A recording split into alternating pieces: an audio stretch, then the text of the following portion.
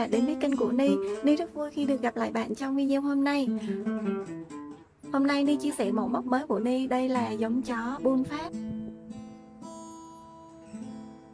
Trước đây Ni đã từng chia sẻ một video về giống chó này rồi, và Ni đã nhận được khá nhiều phản hồi của các bạn muốn Ni thêm phụ đề ngôn ngữ khác, nhất là các bạn Tây Ban Nha, và Ni đã quyết định làm thêm một video về chú cún Bull Pháp này.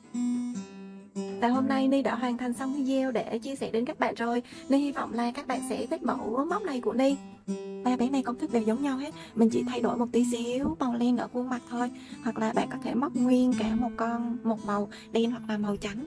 Đây là tên của loại len mà Ni đã sử dụng móc cho bé nhỏ này. Cái sợi len này thì kích thước của nó là 0,5 mm, và Ni đã chập đôi cái sợi len này lại để Ni móc bé cún này. Thì để chập đôi sợi len thì mình sử dụng một sợi len ở ngoài, và mình moi ở trong cái trung tâm của cục len ra, có một đầu ở trong đây, và mình sẽ chập hai cái đầu này lại và mình móc.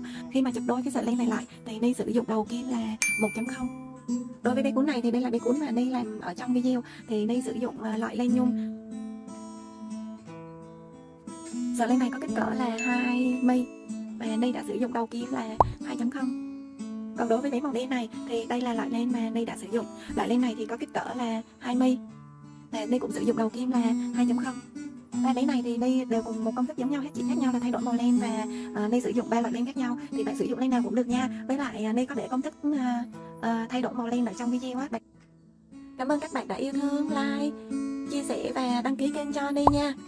Ni chúc bạn có một mẫu móc đẹp, chúc bạn luôn vui vẻ, hạnh phúc và bình an nha.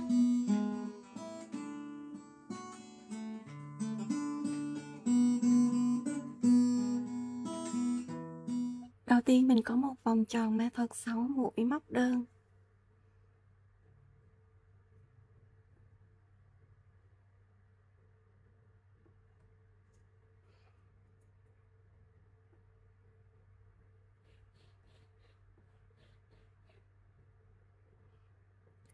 Mình lên một bính nè. Mũi móc đơn đầu tiên.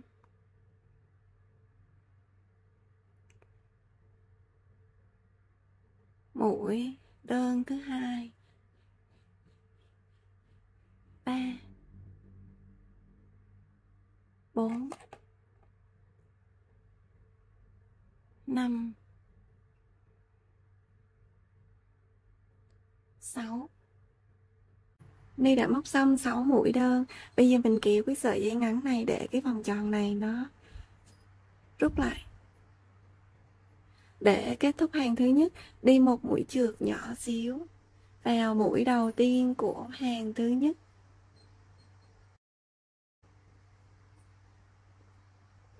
Mình kéo chặt cái sợi len đó thì cái mũi trượt của mình nó sẽ nhỏ.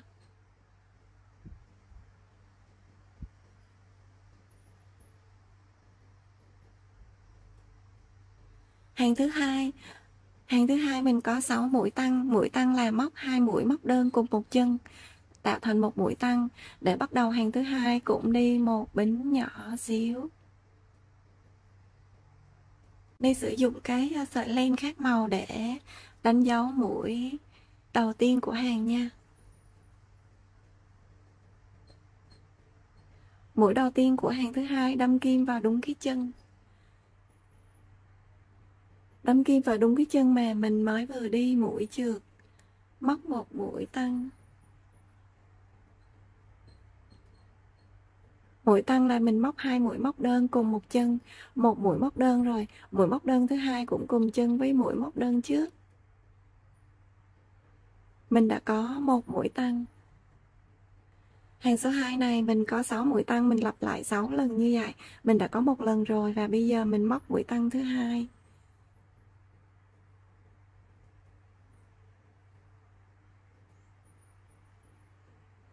Mũi tăng thứ ba.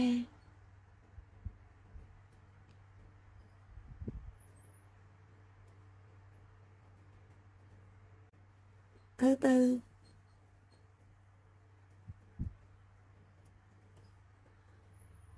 Năm.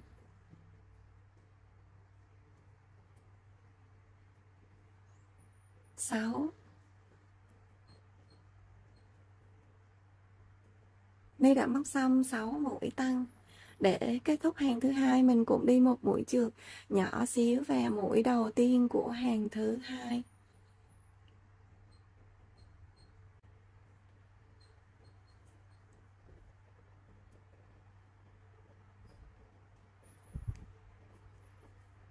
Hàng thứ ba mình có một cụm 2 đơn và một tăng được lặp lại 4 lần.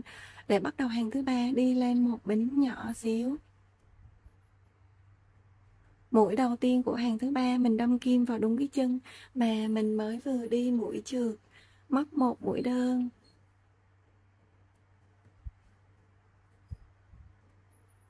Chân bên cạnh mũi đơn thứ hai. Đây đã có 2 mũi đơn và tiếp theo mình có một mũi tăng.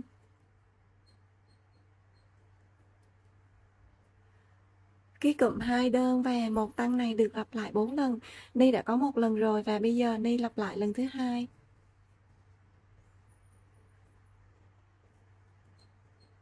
Một đơn, 2 đơn, một tăng. Lần thứ ba, một đơn, 2 đơn và một tăng. Lần thứ tư, một đơn, 2 đơn và một tăng.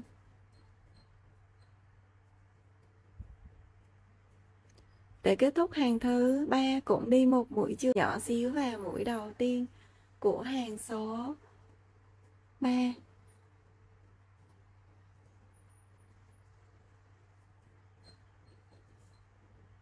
Hàng thứ 4. Để bắt đầu hàng thứ 4 đi lên một bính nhỏ xíu. Mũi đầu tiên của hàng thứ tư đâm kim vào đúng cái chân mà mình mới vừa đi mũi chược. Móc một mũi đơn. Chân bên cạnh mũi đơn thứ hai. Ni đã có 2 mũi đơn và tiếp theo là mình móc 10 mũi đơn chỉ móc cạnh sau. Thì một cái chân móc nè, một cái chân móc nó có 2 cạnh, một cái chân móc nó có 2 cạnh. Cạnh phía trước và cạnh phía sau. Thì đối với 10 mũi đơn tiếp theo mình chỉ móc vào 10 cạnh sau thôi. Mình móc vào cạnh sau thôi.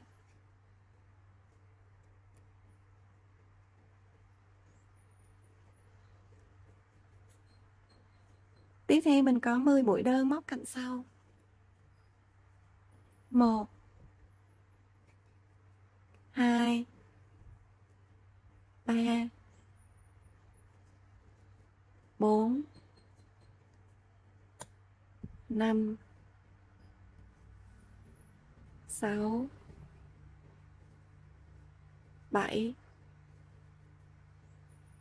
8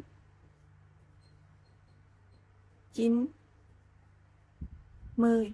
Ni đã móc xong 10 mũi đơn nè. Mình chỉ móc cạnh sau thôi, vẫn còn cạnh trước đây. Vẫn còn 10 cạnh trước đây, thì 10 cạnh trước này mình lát nữa mình sẽ sử dụng để móc cái mõm. Tiếp theo là mình có 4 mũi đơn móc vào 2 cạnh như bình thường nha. 1 2 3 4. Để kết thúc hàng thứ tư cũng đi một mũi chược nhỏ xíu vào mũi đầu tiên của hàng thứ tư. Hàng thứ 5. Để bắt đầu hàng thứ 5 lên một bính nhỏ xíu. Mũi đầu tiên mình đâm kim vào đúng cái chân mà mình mới vừa đi mũi chược. Móc một mũi đơn. Và chân bên cạnh của mũi đơn thứ hai mình đã có 2 mũi đơn. Và tiếp theo mình có 10 mũi nửa kép chỉ móc cạnh trước. Thì đây 10 mũi nửa kép tiếp theo thì mình chỉ móc cái cạnh trước này thôi. Mình chỉ móc cạnh trước này thôi nha.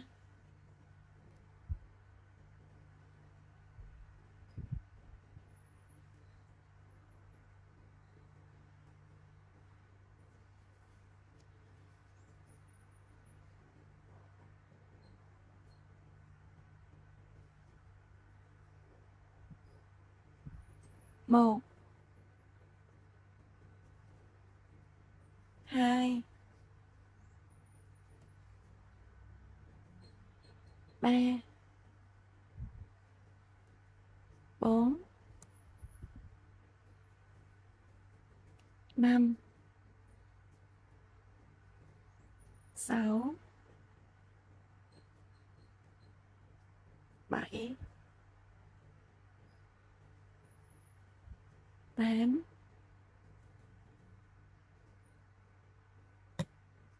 9 10. Ni đã móc xong 10 mũi nửa kép chỉ móc cạnh trước thì mình vẫn còn 10 cạnh sau. Đây, 10 cạnh sau đây.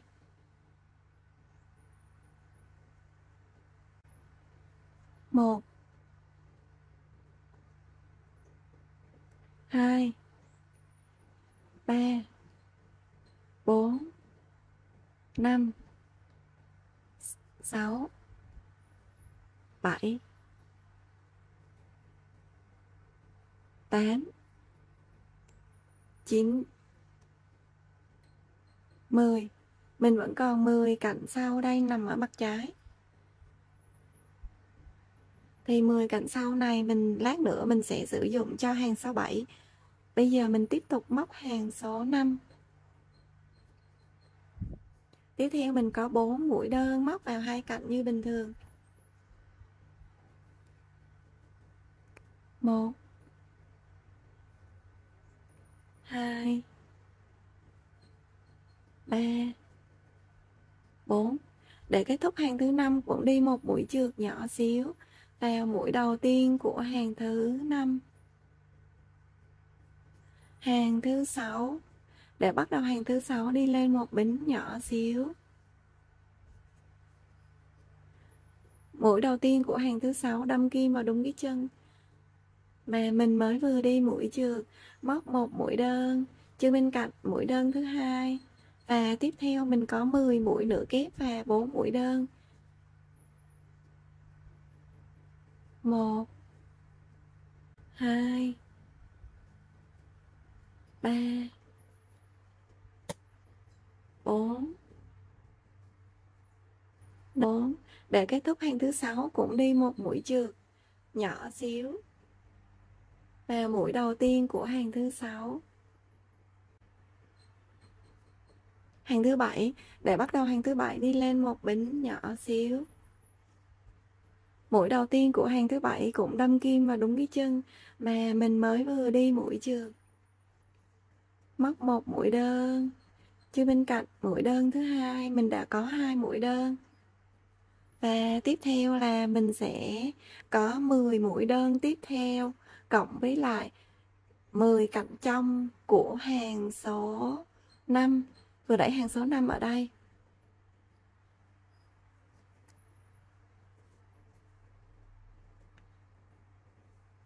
Mình vẫn còn 10 cạnh trong của hàng số 5 ở đây. Nó nằm ở bên mặt trái này, cạnh trong này nó nằm bên mặt trái nè. Thì mình sẽ sử dụng 10 cái cạnh trong này cho hàng số 7.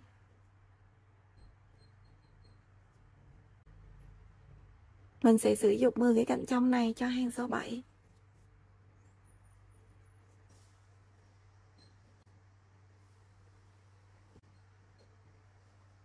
Và mình móc kèm theo cạnh trong của hàng số 5.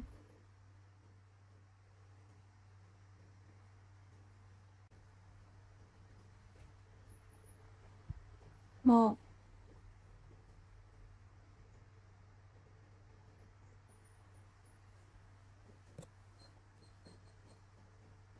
2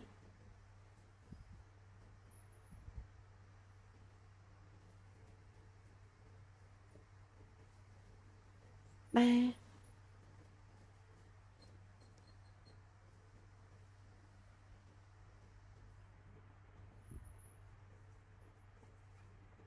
4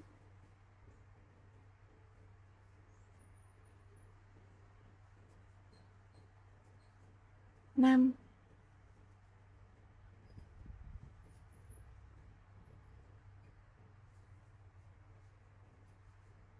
6,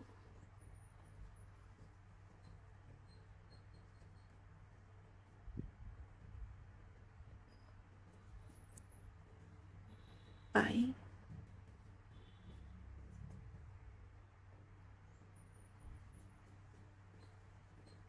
8,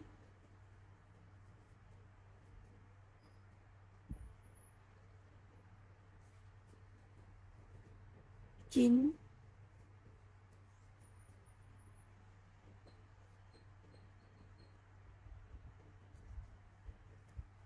10. Mình đã móc xong 10 mũi đơn cộng với lại 10 cạnh trong của hàng số 5. Tiếp theo mình có 4 mũi đơn móc như bình thường. 1, 2, 3, 4. Thì chỗ này nó sẽ có một cái G lên nè. Chỗ này nó có một cái G nha.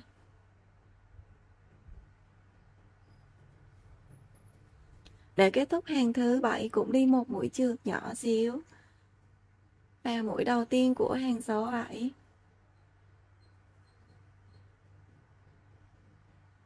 Hàng số 8. Để bắt đầu hàng số 8 cũng đi một bính nhỏ xíu. Mũi đầu tiên mình đâm kim vào đúng cái chân mà mình mới vừa đi mũi trượt, móc một mũi đơn chân bên cạnh. Mũi đơn thứ hai, mũi đơn thứ ba, mình đã có 3 mũi đơn và tiếp theo mình có 5 mũi tăng.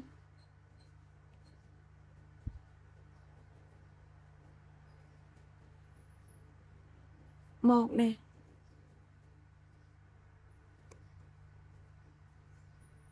2 nè, 3, 4, 5. Nếu như mà bạn móc một màu á, thì bạn cứ móc tiếp theo thôi nha, không cần phải đổi màu đâu. Còn trong video này thì Ni đổi màu, thì bây giờ Ni đổi màu, còn nếu mà bạn không đổi màu thì bạn cứ móc tiếp theo luôn nha. Bây giờ Ni sẽ đổi qua 5 mũi tăng màu đen.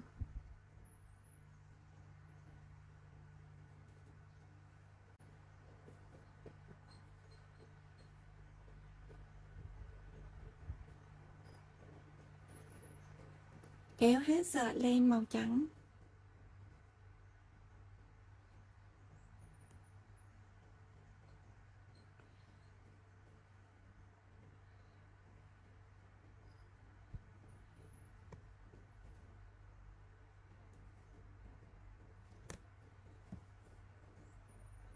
Một nè,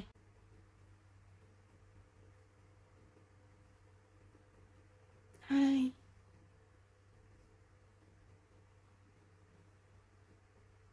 3,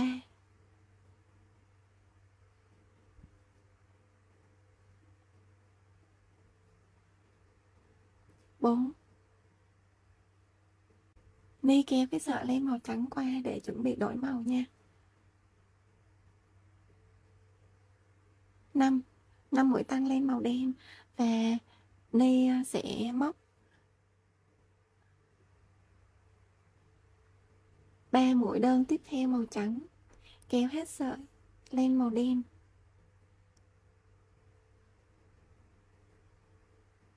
1, 2, 3. Để kết thúc hàng số 8 cũng đi một mũi trượt nhỏ xíu vào mũi đầu tiên của hàng số 8.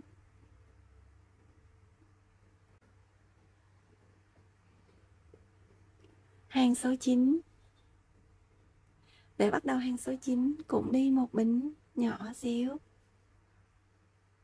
Mũi đầu tiên mình đâm kim vào đúng cái chân mà mình mới vừa đi mũi trượt, móc một mũi đơn. Chân tiếp theo, mũi đơn thứ hai, 3,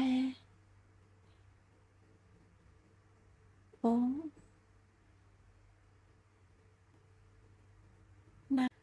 Đây đã có 5 mũi đơn và tiếp theo là mình có 2 mũi tăng.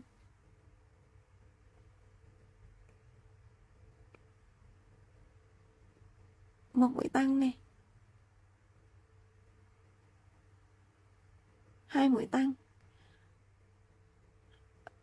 Tiếp theo có 3 mũi đơn, 1 2 3 mũi đơn.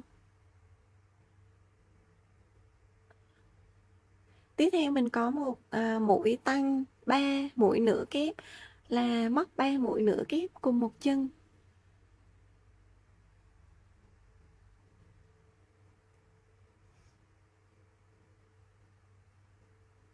Một mũi nửa kép này, mũi nửa kép thứ hai cũng cùng chân với mũi nửa kép thứ nhất. 2 nè, mũi nửa kép thứ ba cũng cùng chân với mũi nửa kép, 2 mũi nửa kép trên. 3 mũi nửa kép cùng một chân. Tiếp theo là mình có 2 mũi đơn len màu trắng. Ni kéo cái sợi len màu đen qua để chuẩn bị đổi màu. 1 2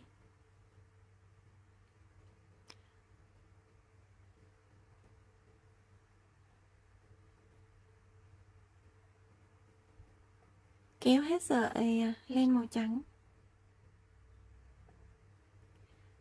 Mình cũng làm tương tự 2 mũi đơn, 1 2 mũi đơn, 1 mũi tăng nửa kép 3, 1 2 3 mũi nửa kép cùng một chân. Tiếp theo có 3 mũi đơn, 1 2 3 2 mũi tăng, 1 mũi tăng,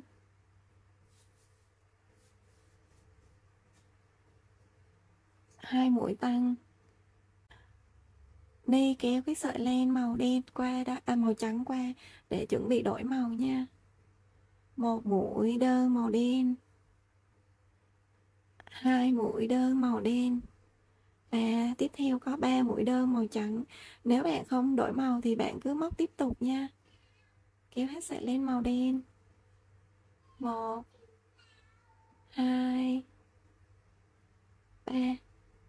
Để kết thúc hàng số 9 cũng đi một mũi trượt nhỏ xíu, và mũi đầu tiên của hàng số 9.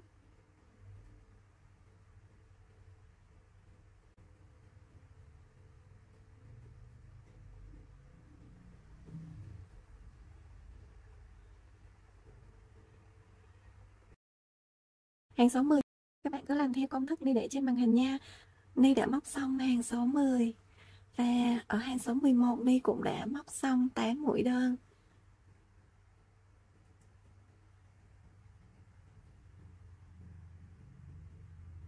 Bây giờ tiếp theo là mình có 4 mũi đơn chỉ móc cạnh trước.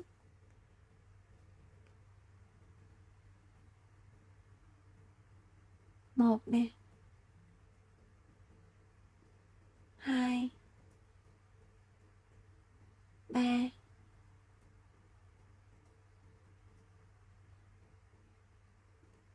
4 mũi đơn móc cạnh trước.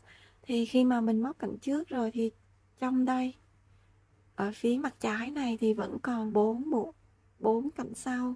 1 2 3 4. Cái 4 cạnh sau này mình sẽ sử dụng cho hàng số 13. Bây giờ tiếp tục móc hàng số 11. Tiếp theo có 3 mũi nửa kép. 1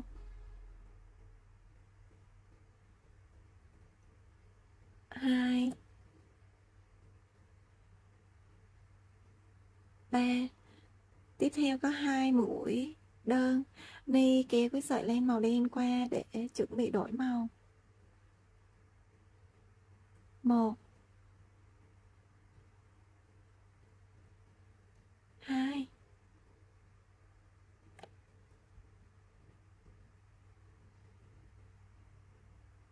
kéo hết sợi len màu trắng Và mình cũng có 2 mũi đơn,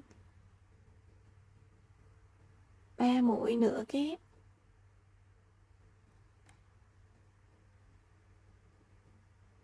1, 2, 3 mũi nửa kép, 3. Và tiếp theo mình cũng có 4 mũi đơn cạnh trước, 1, 2, 3, 4. 4 mũi đơn cạnh trước thì trong đây vẫn còn 4 cạnh sau. 1, 2, 3, 4. 4 cái cạnh sau này thì mình cũng sử dụng cho hàng số 13. Bây giờ mình vẫn tiếp tục móc hàng số 11. Tiếp theo có 5 mũi đơn màu đen.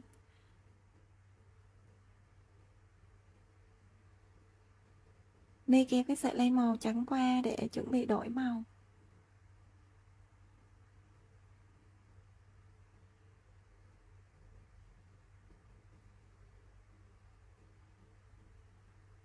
Và 3 mũi đơn màu trắng. Kéo hết sợi màu đen. 1, 2, 3. Để kết thúc hàng số 11 cũng đi một mũi trượt nhỏ xíu. Và mũi đầu tiên của hàng số 11.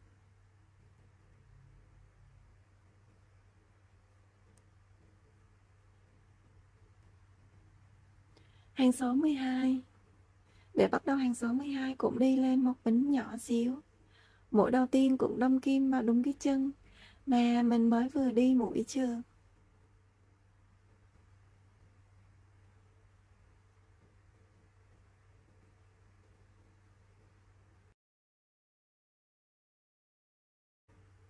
Chân bên cạnh. 2, 3, 4, 12. Đây đã có 12 mũi đơn. Và tiếp theo mình có một mũi giảm. 3 chân mình giảm còn 1. 1 chân nè.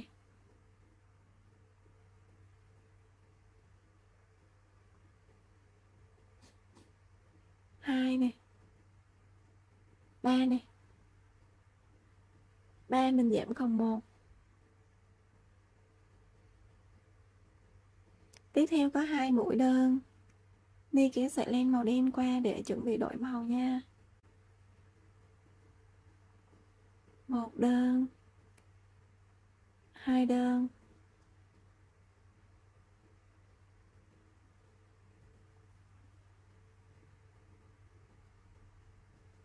kéo hết sợi màu trắng.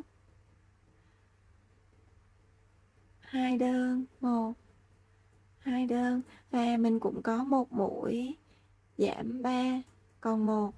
1 nè. 2 nè. 3 nè.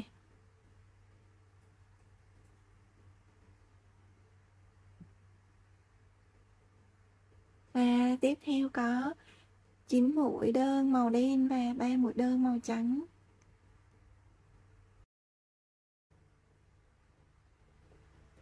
Hàng số 13. Để bắt đầu hàng số 13 cũng lên một bính nhỏ xíu. Mũi đầu tiên cũng đâm kim vào đúng cái chân mà mình mới vừa đi mũi trượt.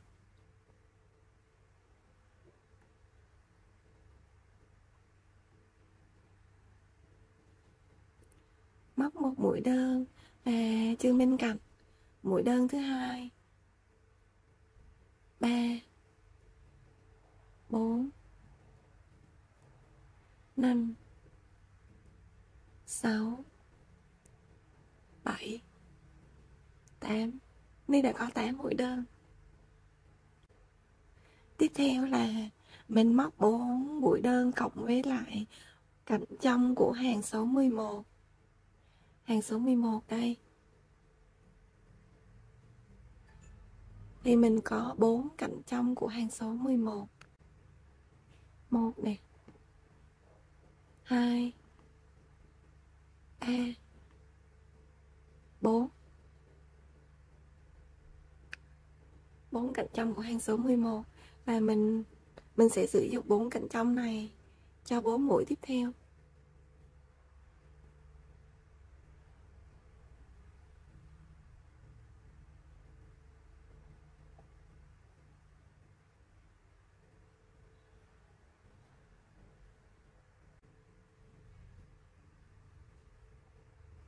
Một,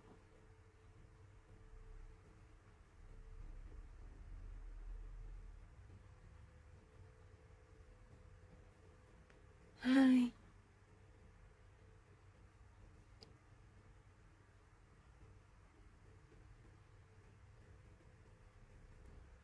ba,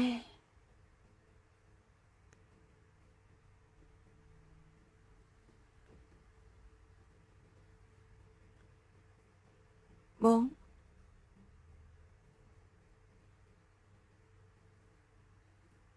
Tiếp theo mình có ba mũi đơn màu trắng, móc như bình thường. 1, Ni kéo cái sợi len màu đen qua để chuẩn bị đổi màu.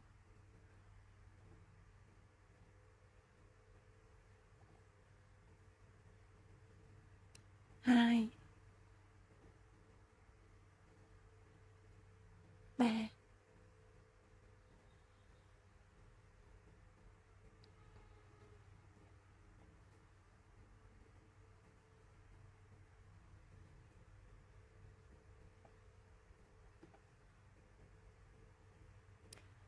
3 mũi đơn màu đen. 1, 2, 3 mũi đơn màu đen và 4 mũi đơn cộng với lại cạnh sau của hàng số 11.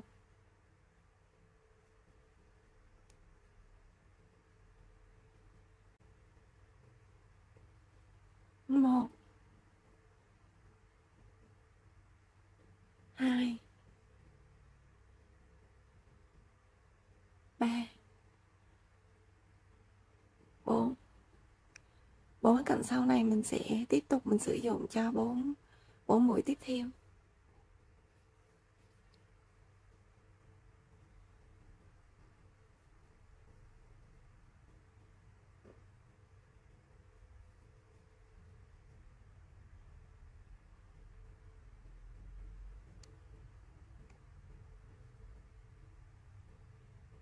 Một,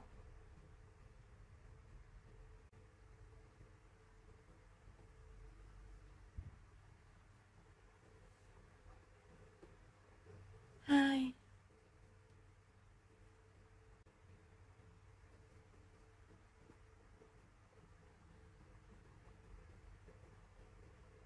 ba,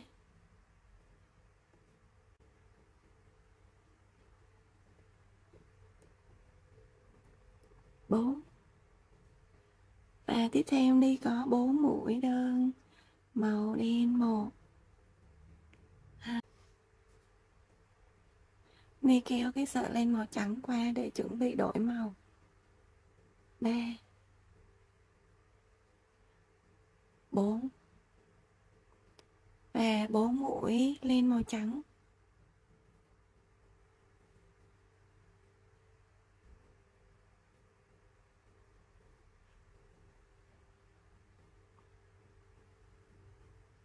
1,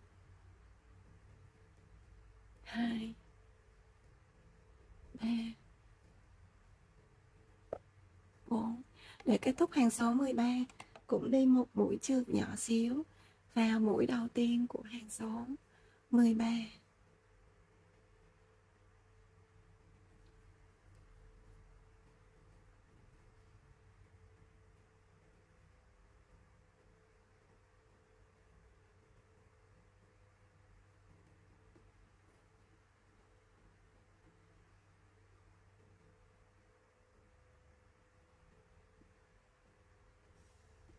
Cái chỗ này nó có cái chỗ G này, chỗ lông mày này.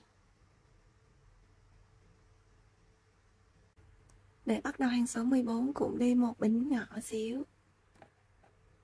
Mũi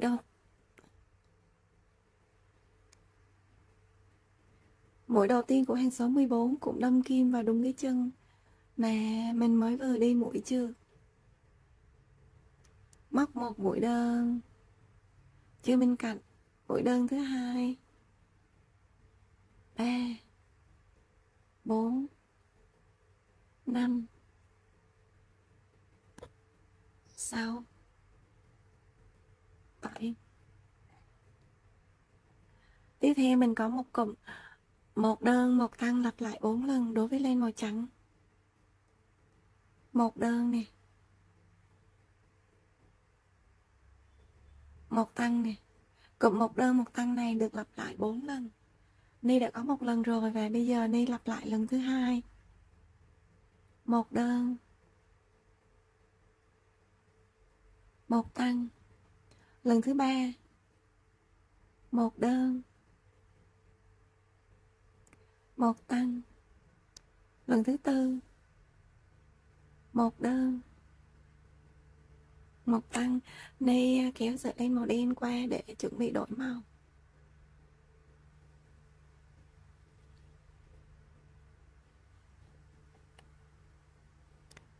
Một tăng,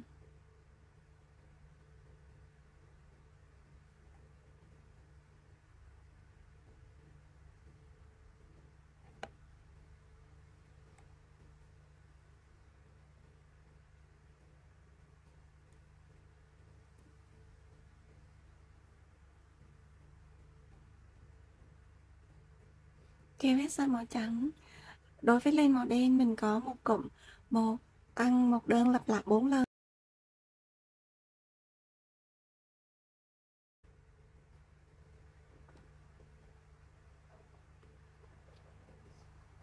Một tăng này, một đơn này. Cái cụm một tăng một đơn này được lặp lại 4 lần. Ni đã có một lần rồi và bây giờ Ni tiếp tục qua lần thứ hai. Một tăng, một đơn.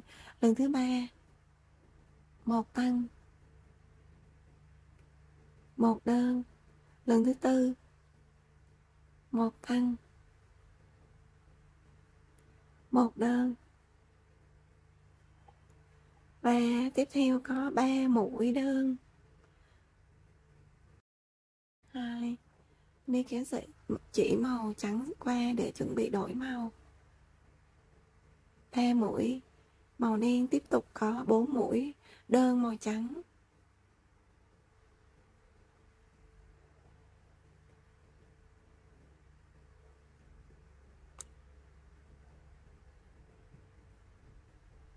Kết thúc hàng cũng đi một mũi trượt nhỏ xíu vào mũi đầu tiên của hàng.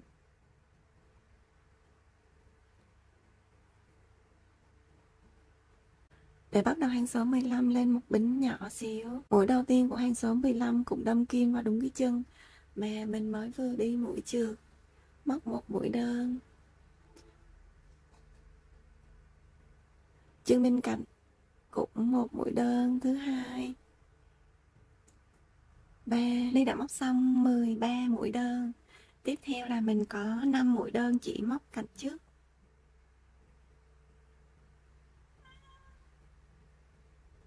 1,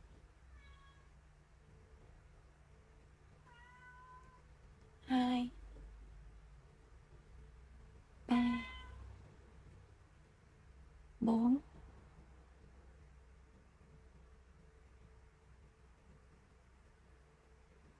5. 5 mũi đơn chỉ móc cạnh trước và một mũi đơn móc như bình thường. Đi kéo cái sợi len màu đen qua để chuẩn bị đổi màu. Và một mũi đơn như bình thường. Tiếp theo mình đổi qua len màu đen.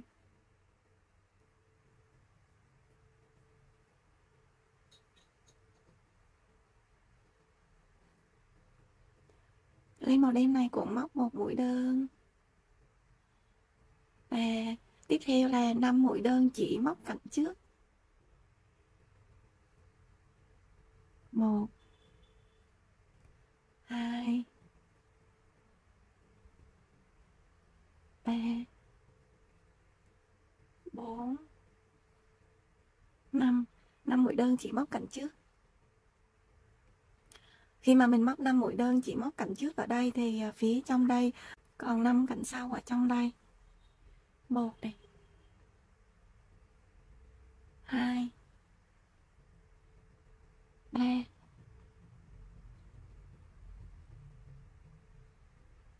4,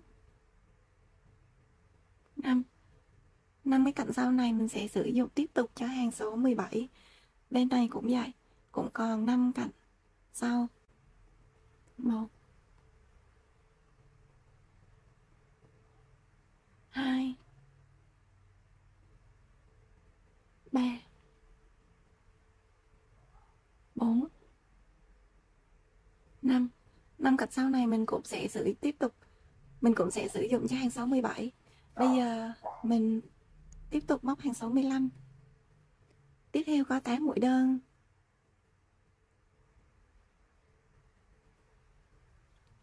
Màu đen và 5 mũi đơn màu trắng.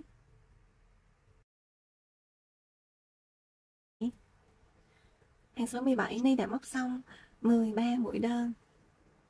Tiếp theo là mình có 5 mũi đơn cùng với 5 cạnh trong của hàng số 15.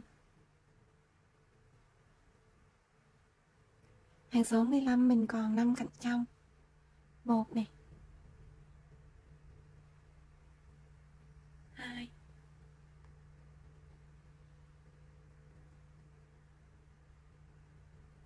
3, 4, 5. Mình sẽ sử dụng 5 cạnh trong này cùng cho 5 mũi tiếp theo.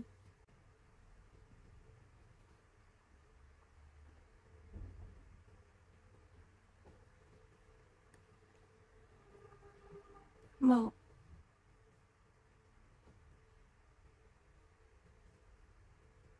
2,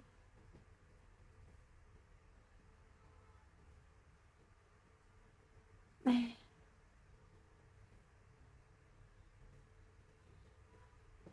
4,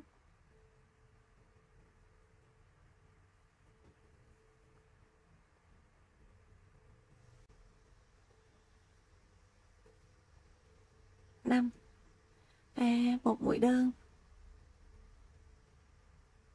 Ni kéo sợi len màu đen qua để chuẩn bị đổi màu.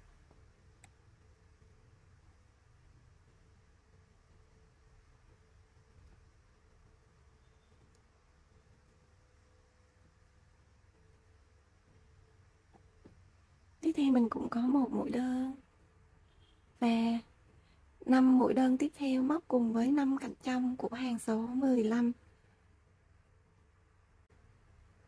1, 2, 3, 4, 5.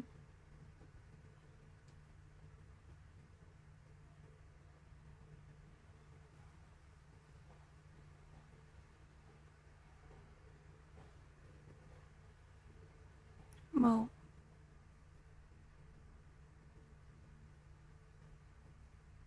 2,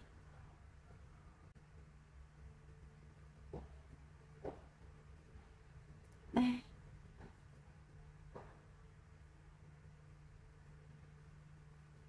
4,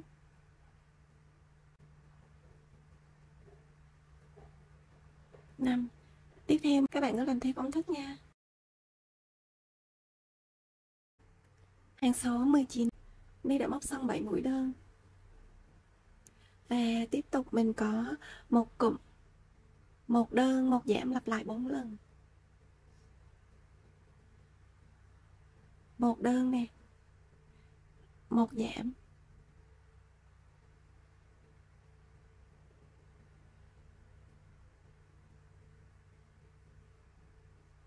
Ni đã có một đơn và một giảm này.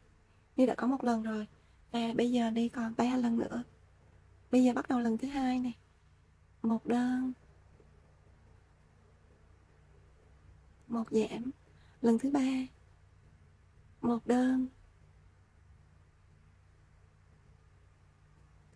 một giảm, lần thứ tư, một đơn,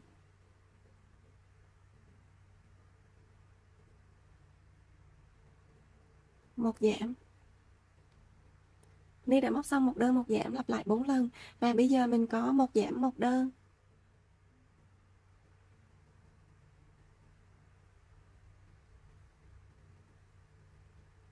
một giảm nè. Ni kéo cái sợi len màu đen qua để chuẩn bị đổi màu.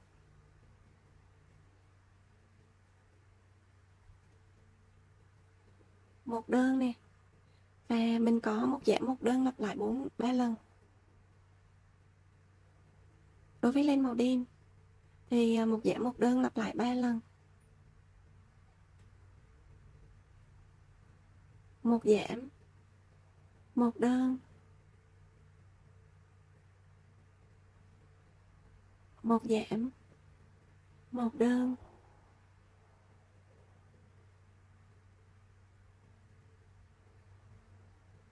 một giảm. Ni kéo cái sợi len màu trắng qua để chuẩn bị đổi màu. Một đơn, Ni đã móc xong một giảm một đơn lặp lại 3 lần đối với len màu đen, và tiếp tục có 7 mũi đơn len màu trắng.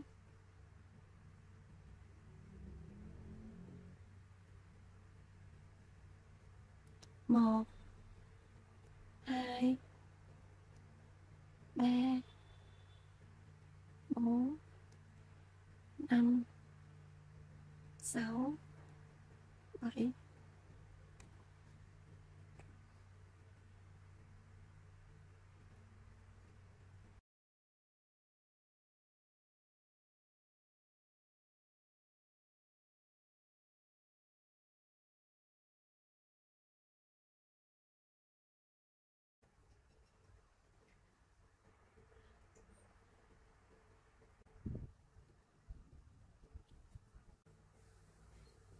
Giữa hàng 90.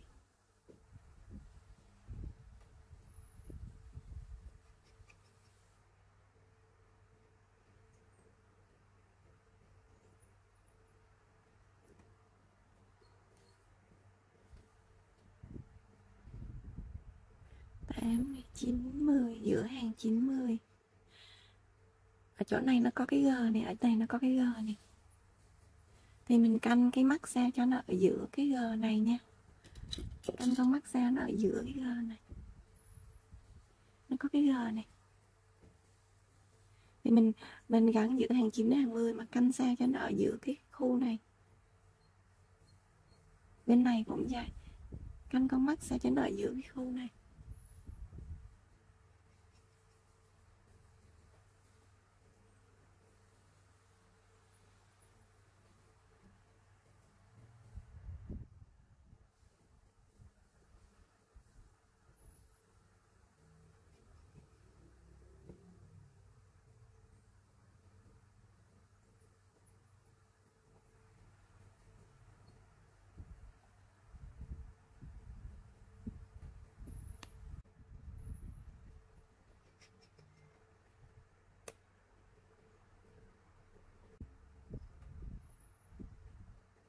Canh cho nó ở giữa cái G này nha.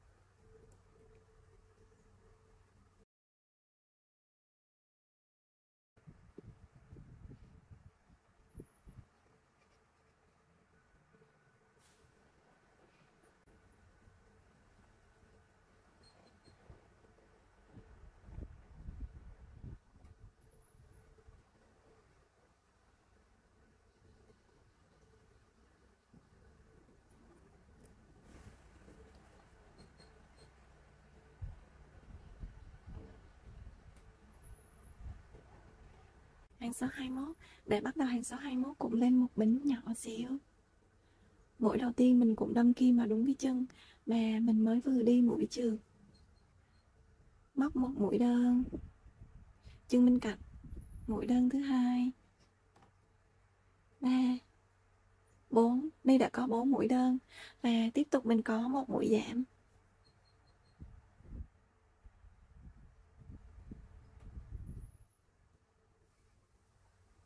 Mình sẽ có một cụm 4 đơn và một giảm này lặp đi lặp lại.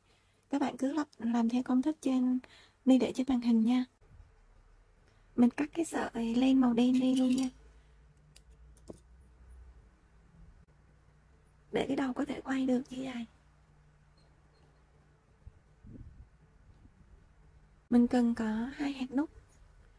Đối với sợi len 2mm mà Ni đang sử dụng thì Ni sử dụng hạt nút 1,5 cm. Một đoạn dây kẽm dài từ 15 cho tới 20 cm.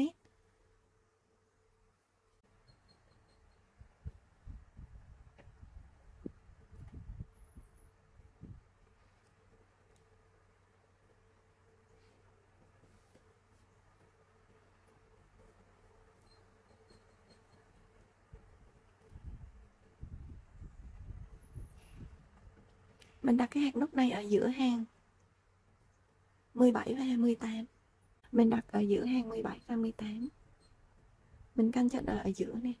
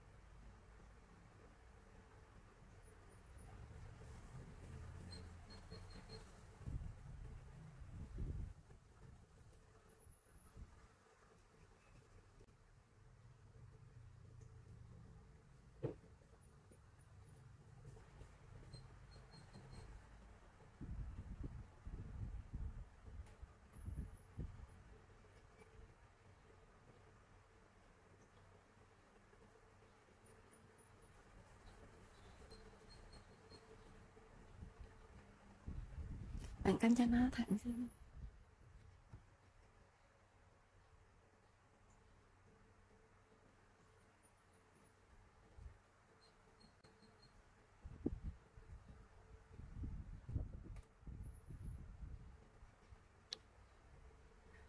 Mình để cho nó cái hạt nút này nè nó sát vô cái len nha, đừng có để nó bị cộm cái bông này. Cái bông mình đừng có để bị cộm cái bông nha.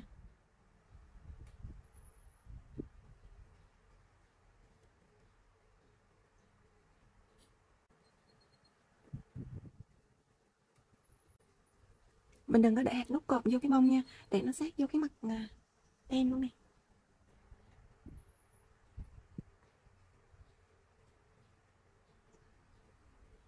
Bây giờ mình móc tiếp tục hàng số 22. Để bắt đầu hàng số 22, đi lên một bính nhỏ xíu. Mũi đầu tiên mình cũng đâm kim vào đúng cái chân mà mình mới vừa đi mũi trượt.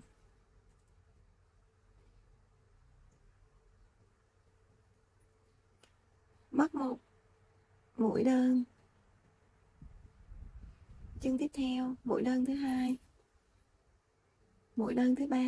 Đây đã có 3 mũi đơn và tiếp theo mình có một mũi giảm.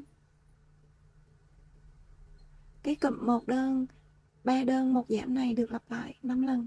Ni đã có 1 lần rồi và bây giờ tiếp tục Ni móc thêm 4 lần nữa. Hàng số 23. Hàng số 23 mình có một cụm 2 đơn và 1 giảm lặp lại 5 lần. Mũi đầu tiên mình cũng đâm kim vào đúng cái chân mà mình mới vừa đi mũi trượt. Móc một mũi đơn,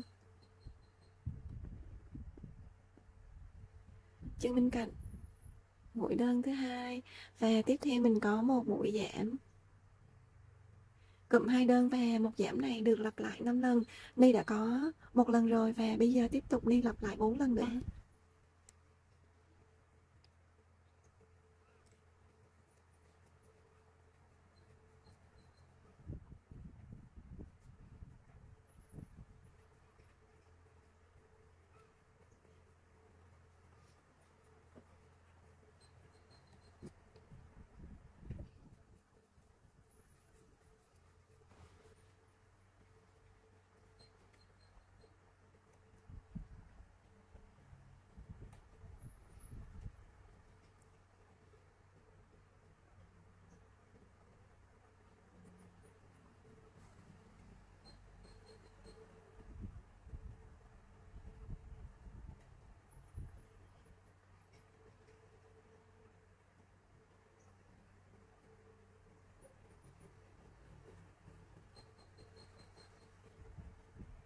Kết thúc hàng số 24, Ni không đi mũi chược kết hàng ở đây nha, để lát nữa Ni sử dụng kim.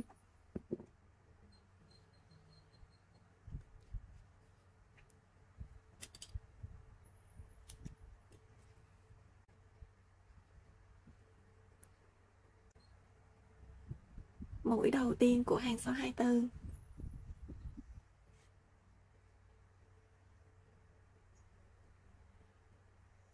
Cạnh trong mũi cuối cùng của hàng số 24. Mình để cái sợi dây này ở đây để lát nữa mình khâu cái miệng này lại.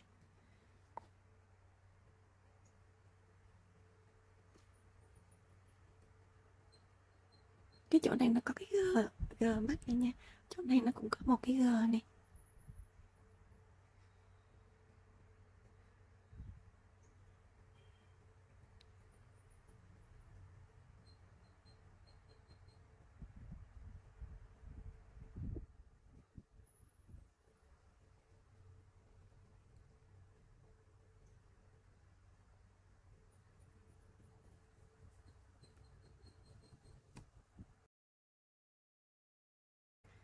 Đầu tiên là mình sử dụng màu đen.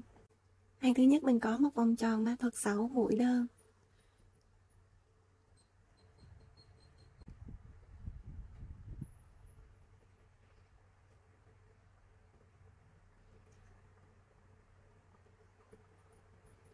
Mũi đơn đầu tiên nè,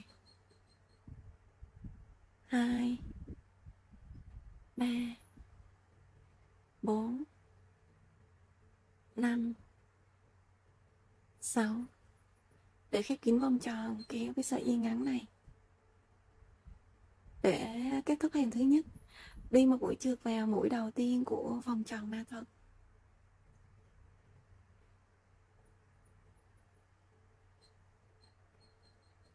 Hàng đầu hàng thứ hai mình kết hợp với len màu trắng. Nên sử dụng cái sợi len này để đánh dấu mũi đầu tiên của hàng nha. Để bắt đầu hàng thứ hai đi lên một bính nhỏ xíu. Mũi đầu tiên của hàng thứ hai, đâm kim vào đúng cái chân mà mình mới vừa đi mũi trượt.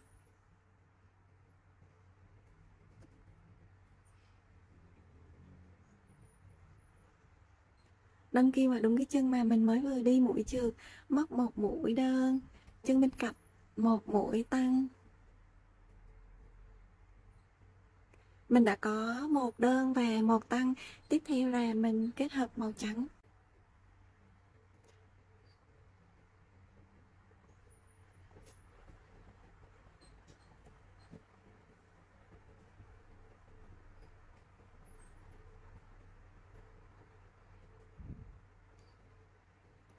Kéo hết sợi dây màu đen.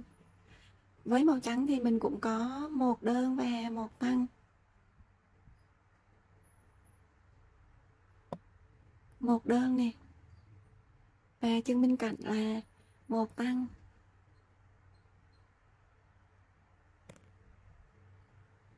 Tiếp theo là mình cũng có một đơn và một tăng với len màu đen.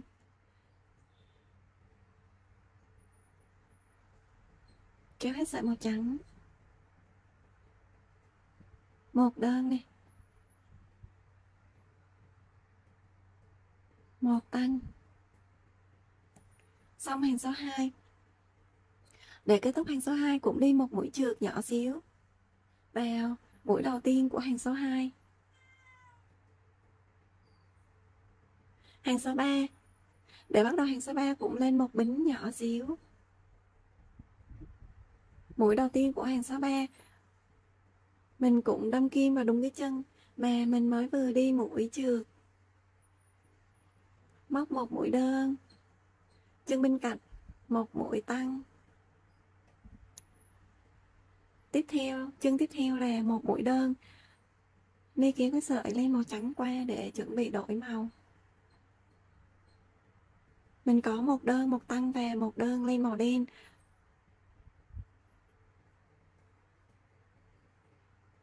Kéo hết sợi màu đen. Tiếp theo màu trắng cũng có một đơn, một tăng và một đơn. Một đơn nè.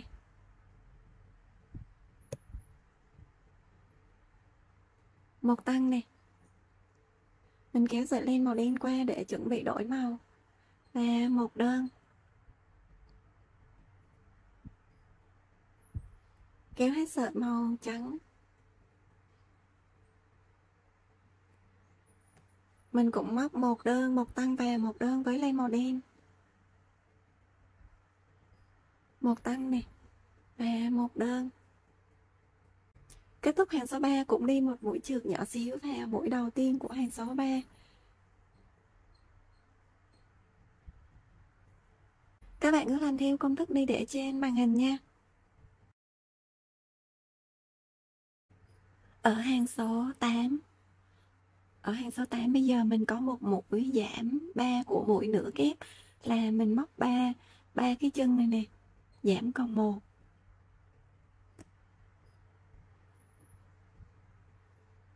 Một nè, hai, ba. Ba cái chân này mình giảm còn một. Tiếp theo mình đổi qua len màu đen, cũng lặp lại tương tự. Kéo hết màu trắng nè, cũng ba chân giảm còn một, mũi nửa kép. Một nè, hai, ba. Ba chân này mình giảm còn một.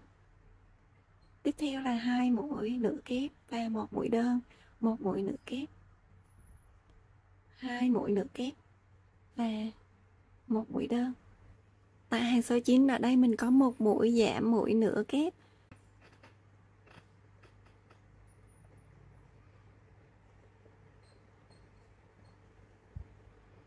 Một nè, hai, và chuyển qua len màu đen, cũng lặp lại tương tự. Kéo hết sợi màu trắng, cũng có một mũi giảm mũi nửa kép. Một nè, hai,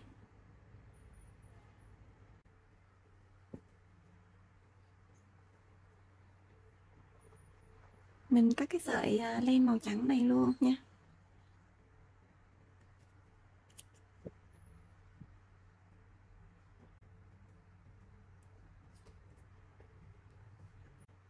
Mình đi một mũi dời để cái kim nó nằm ở góc này. Lên một bính nè, quay đầu và mình đi một hoặc hai mũi dời.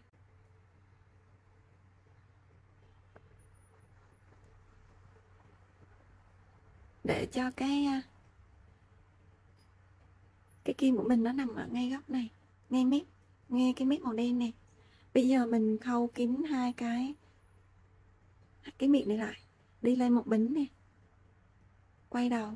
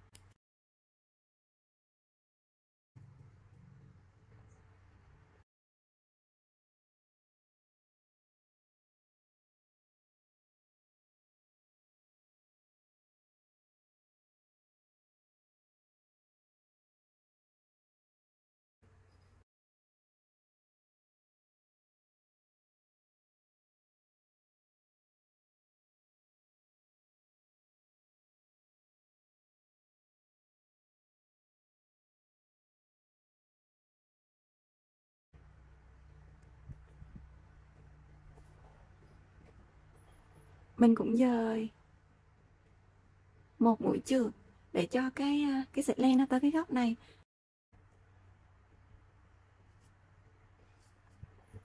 Mình lên một bính nè, quay đầu lại, mình đi mũi đơn để khép kín hai cái miệng này nha.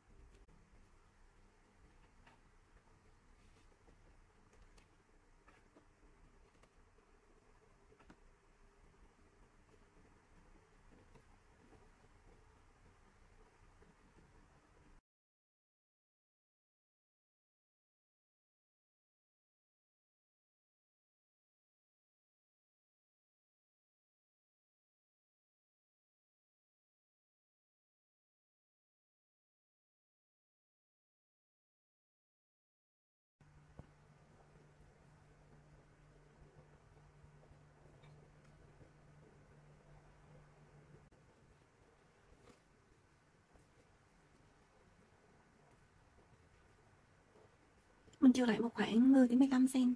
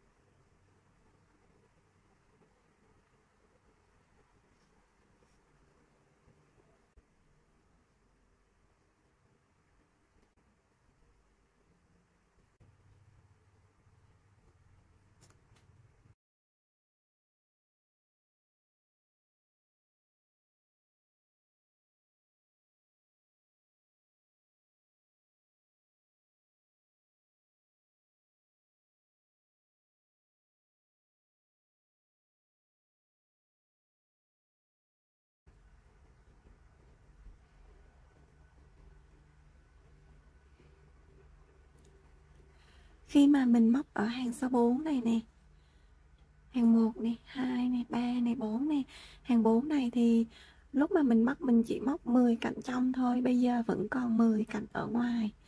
Đây, 10 cạnh ở ngoài đó. Đây mình vẫn còn 10 cạnh ngoài này. 1 này. 2 này.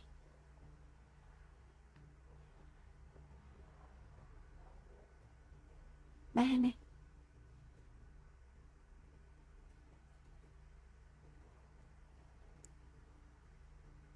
4 5 6 7 8 9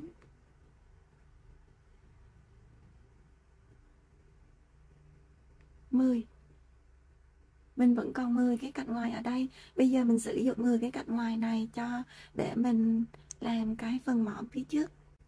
Mình làm cái phần này nè.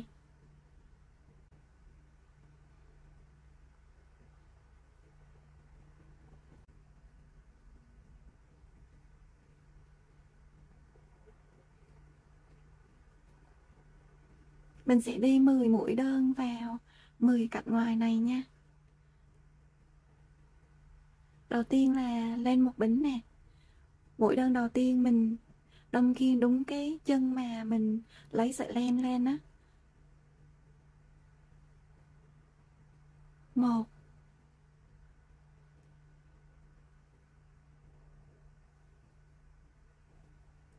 2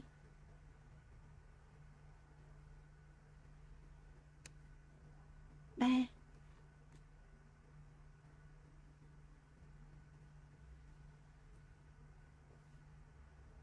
4 10. Mình đã móc xong 10 mũi đơn ở 10 cạnh ngoài này.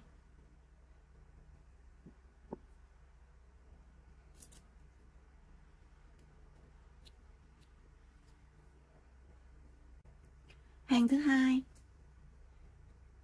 Hàng thứ hai đi lên 2 bính. Đi lên 2 xích, 1 xích, 2 xích.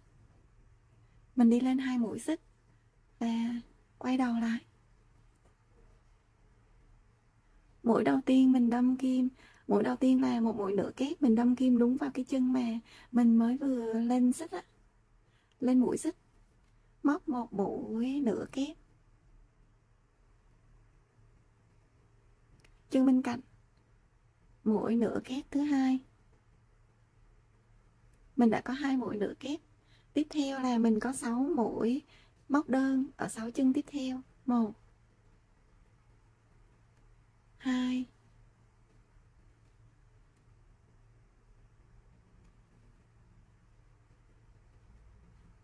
3 4 5 6. Và tiếp theo mình cũng có 2 mũi nửa kép ở 2 chân cuối cùng.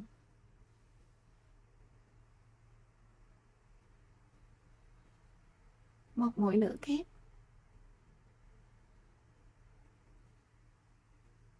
2 mũi nửa kép. Hàng thứ ba là lên một mũi xích và mình quay đầu lại. Hàng thứ ba mình có 10 mũi đơn. Mũi đầu tiên mình đâm kim vào đúng cái chân mà mình mới vừa lên mũi xích, móc một mũi đơn và các chân còn lại đều là mũi đơn.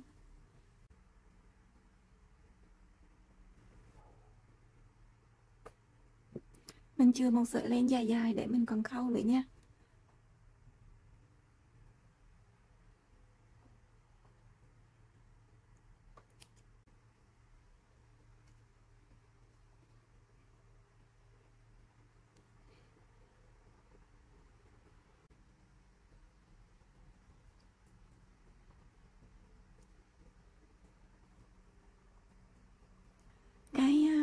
Cái miếng này nè, mình kéo căng nó ra nha. Mình kéo căng nó ra nè. Nó sẽ phủ lên hết hàng số 1 luôn, hàng số 1 đây. Hàng số 1 nằm đây, nó sẽ phủ hết hàng số 1 này tới hàng số 2 này.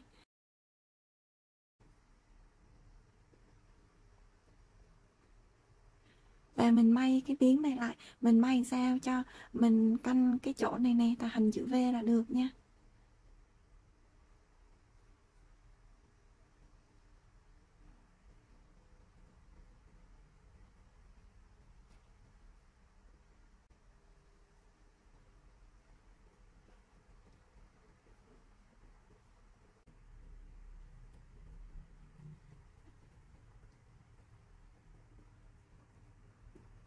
Mình may hết từ đây tới đây nha. Mà cái chỗ này mình may sao cho nó nhọn nhọn thành hình chữ V này. Mình may từ đây ra tới đây nha. Từ đây này, vòng qua đây.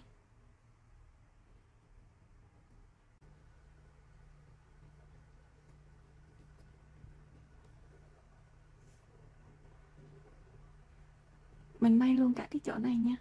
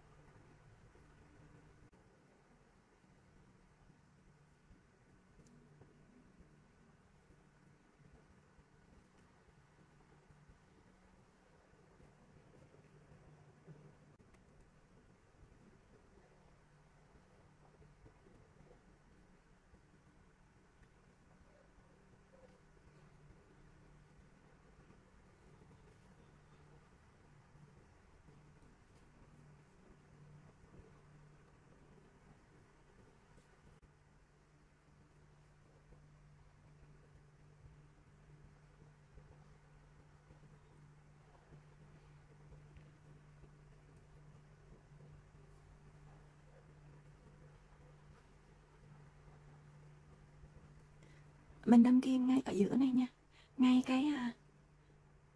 ngay cái hàng số 3 của cái mảnh của cái miệng này, ngay đây này, ngay giữa này nha.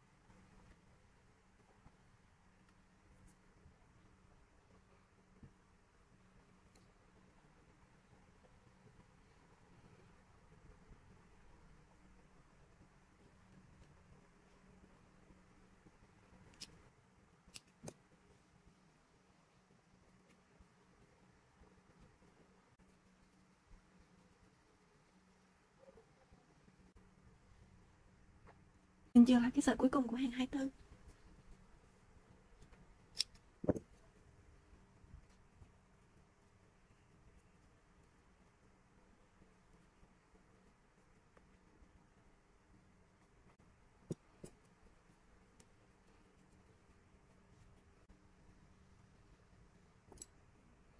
Đây là sợi cuối cùng của hàng 24 này. Mình lấy cạnh ngoài, bỏ một chân nè, lấy một chân lấy cạnh ngoài,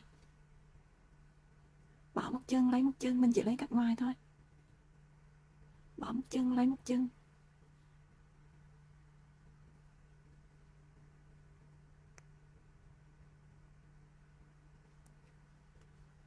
Sau đó mình giấu cái sợi len này đi nha.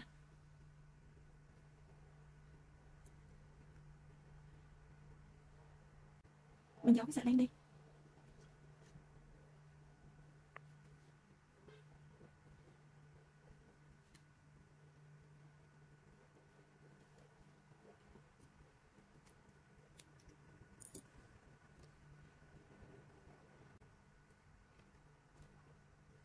Cái chỗ này nó có cái G này nha, nó có cái G này, chỗ này nó có cái G này.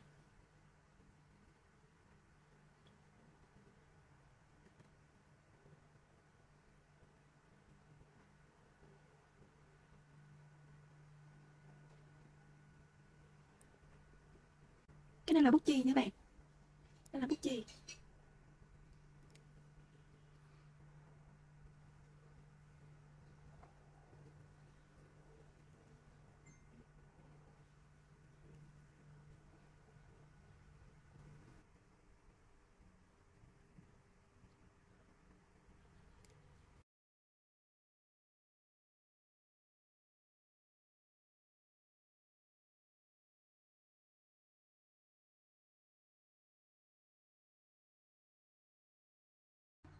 Nếu như mà bạn thích móc với khuôn mặt màu đen như thế này, như em cuốn này, thì mình để lại công thức ở trên màn hình đó, các bạn cứ móc theo công thức nha.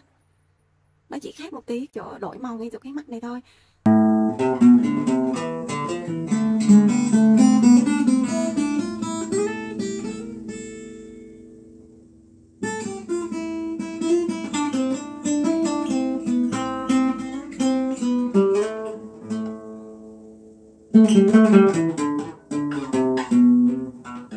Bắt đầu hàng thứ nhất mình có 5 mũi xích.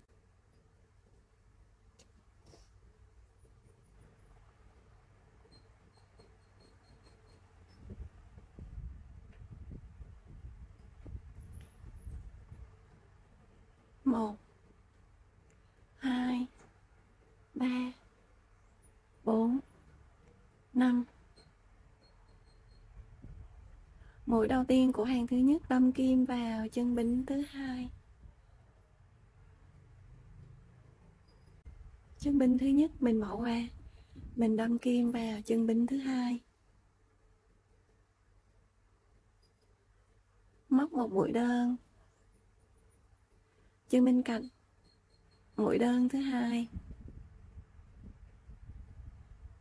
mũi đơn thứ ba. Mình đã có 3 mũi đơn, và ở cái chân này mình có một mũi tăng 3, móc 3 mũi đơn cùng một chân. 1, 2, 3. Mình đã có một mũi tăng 3. Bây giờ các cạnh đối diện ở đây, ở các cạnh đối diện này, ở các cạnh đối diện này, mình móc 2 mũi tăng, 2 mũi đơn và một mũi tăng.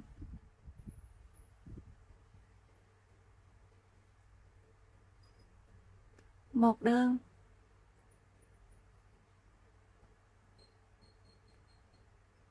hai đơn, mũi cuối cùng là một mũi tăng.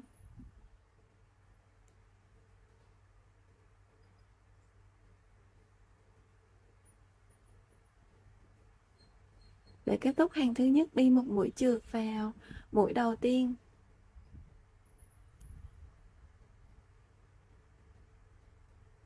Mình đi một mũi trượt nhỏ xíu vào mũi đầu tiên của hàng thứ nhất.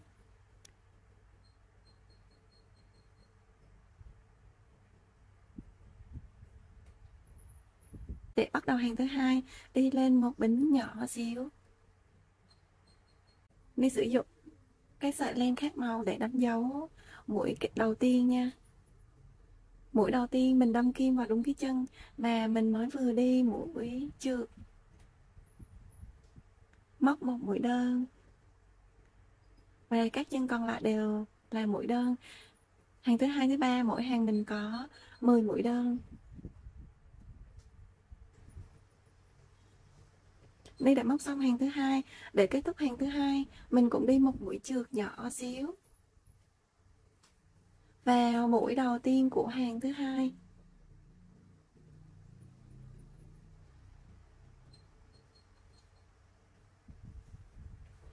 Hàng thứ ba, để bắt đầu hàng thứ ba cũng đi lên một bính nhỏ xíu. Mũi đầu tiên cũng đâm kim vào đúng cái chân mà mình mới vừa đi mũi trượt, móc một mũi đơn. Và các chân còn lại cũng móc một mũi đơn. Hàng thứ tư tới hàng số 12 các bạn cứ làm theo công thức đi để trên màn hình nha.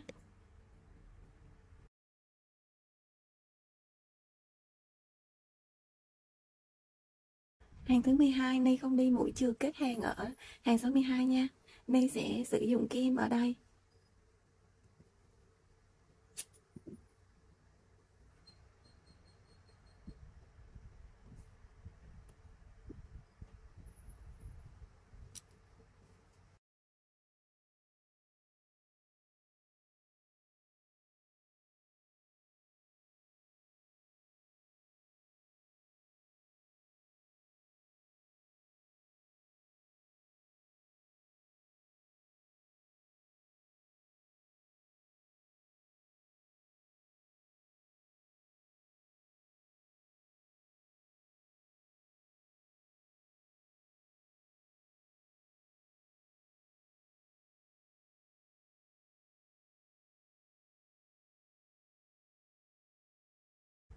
Cái hàng số 4 á, mà có 4 mũi tăng á, mình để nó ở phía sau này nha. Hàng số 4 có 4 mũi tăng, nó sẽ nằm ở đây, ở phía sau này.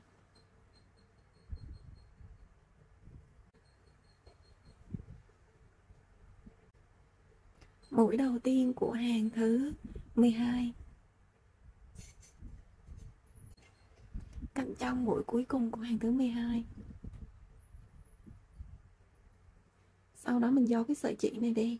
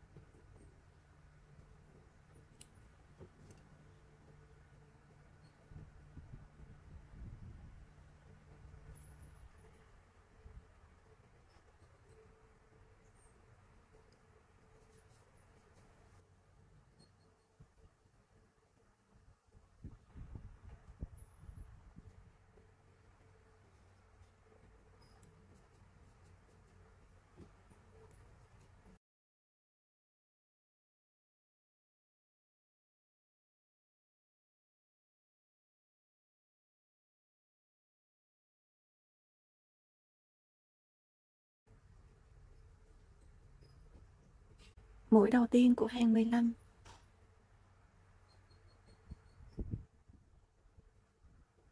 cạnh trong mũi cuối cùng của hàng 15.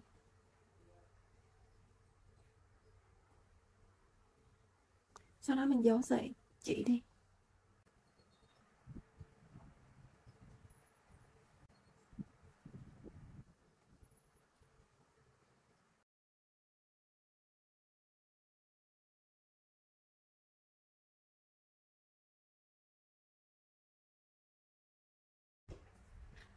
Đầu tiên mình có 16 mũi xích.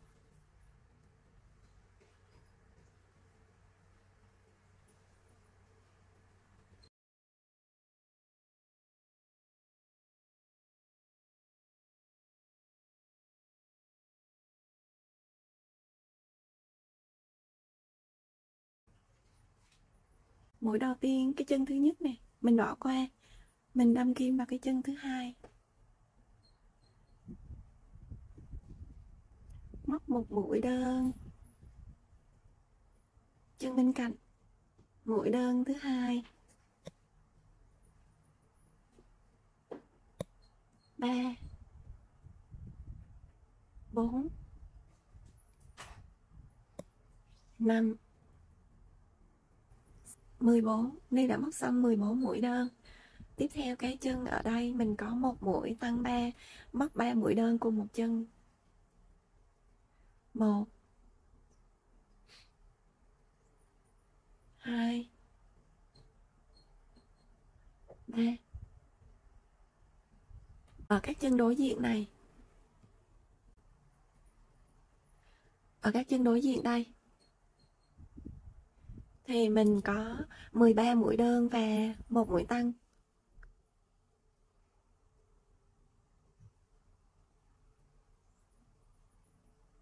1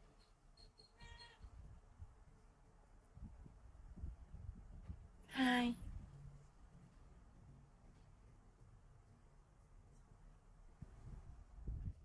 13. Ni đã móc xong 13 mũi đơn và ở cái chân cuối cùng mình có một mũi tăng.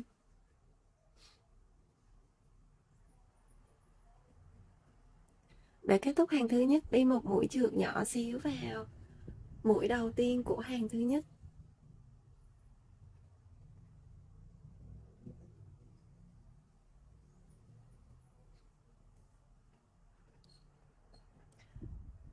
Ni sử dụng cái sợi dây này để đánh dấu mũi đầu tiên của hàng nha.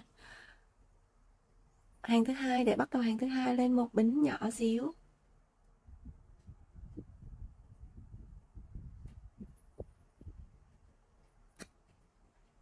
Mũi đầu tiên của hàng thứ hai đâm kim vào đúng cái chân mà mình mới vừa đi mũi trượt, móc một mũi tăng.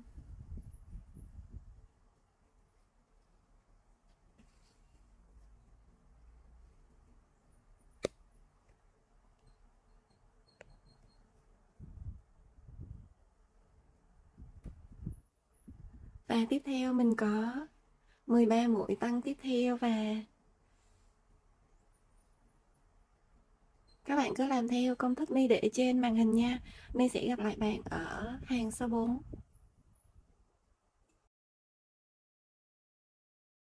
Ni đã móc xong 3 hàng. Bây giờ mình bắt đầu hàng thứ tư. Thì bắt đầu hàng thứ tư thì mình bỏ 4 cái chân này vào. Mình sẽ bỏ 4 cái chân này vào.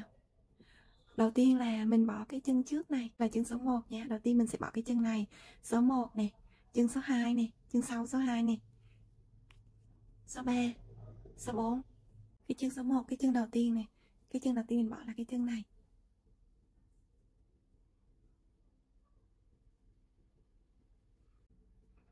Cái chân thứ nhất sẽ là cái chân này.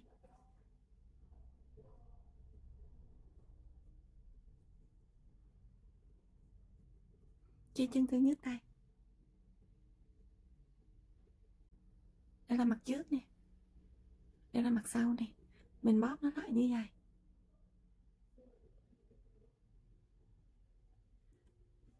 Mình sẽ móc 6 mũi đơn ở đây.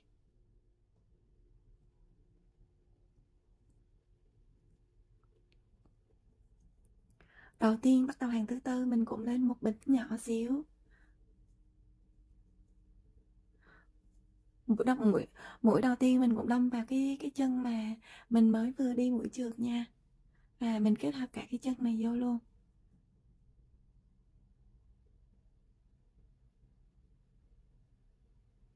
Mình móc 4 mũi, 6 mũi ở đây.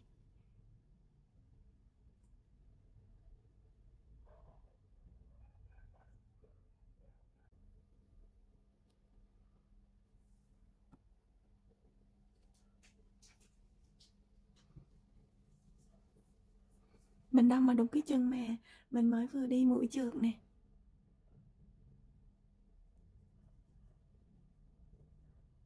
Một,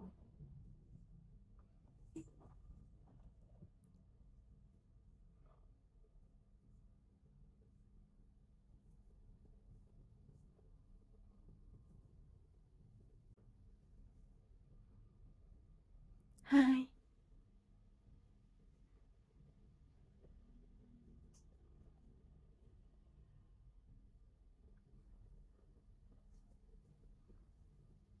ba,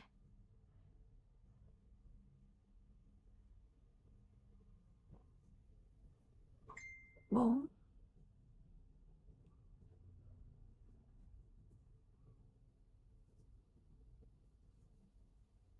5,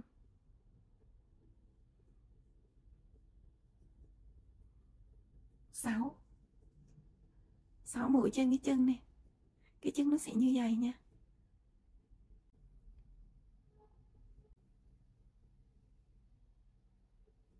Tiếp theo là mình có 7 mũi đơn ở phần bụng này.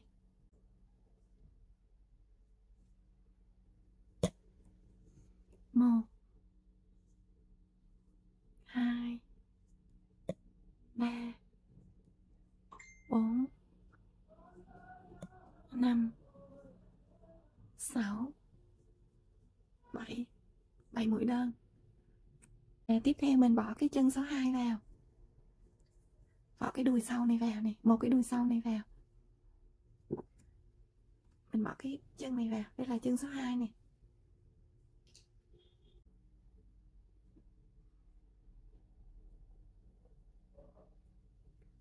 Mình bóp nó lại này, bóp ép cái đầu để lại này. Thấy nó như vậy nha. Mình bóp nó lại như vậy. Mình sẽ móc 6 mũi ở đây.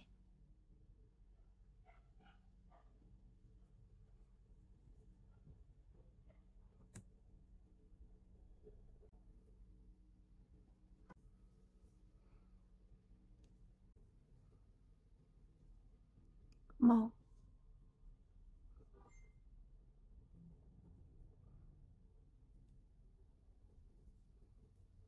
2,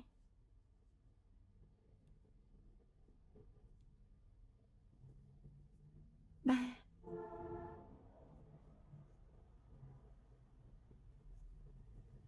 4,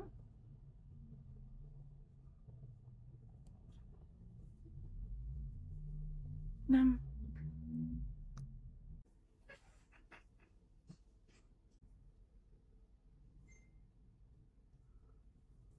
6.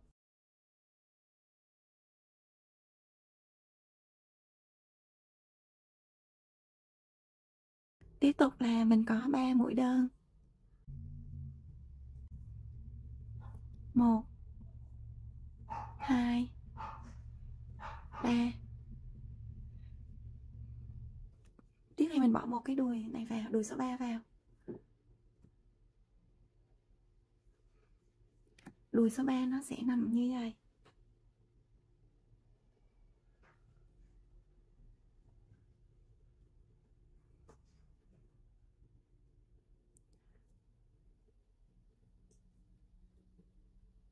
Mình cũng bóp dẹp cái miệng này lại nè. Móc 6 mũi ở đây.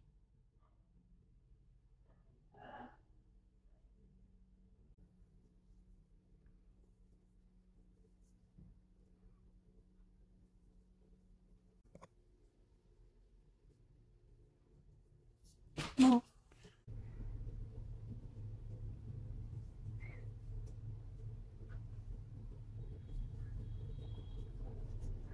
2,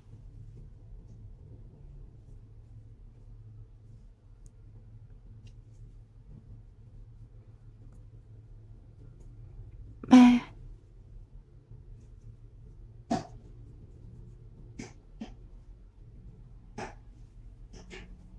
4,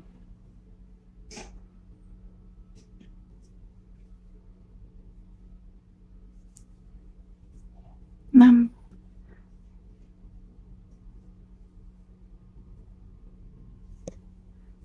6. Tiếp theo là mình có 7 mũi đơn ở phần bụng.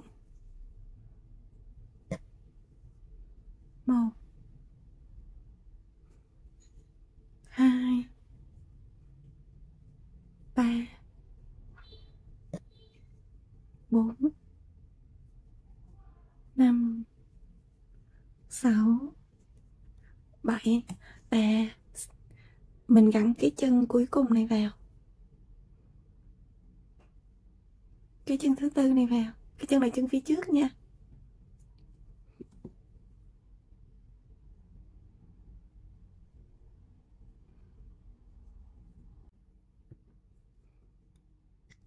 Mình sẽ móc 6 mũi ở đây.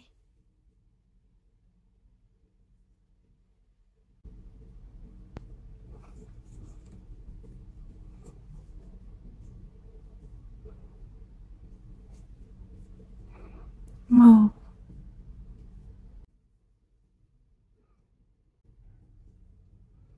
2,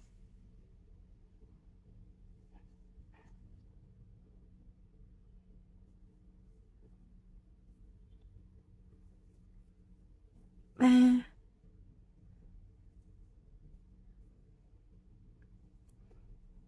4,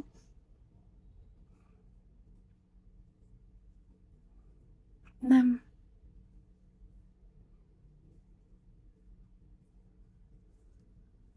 6.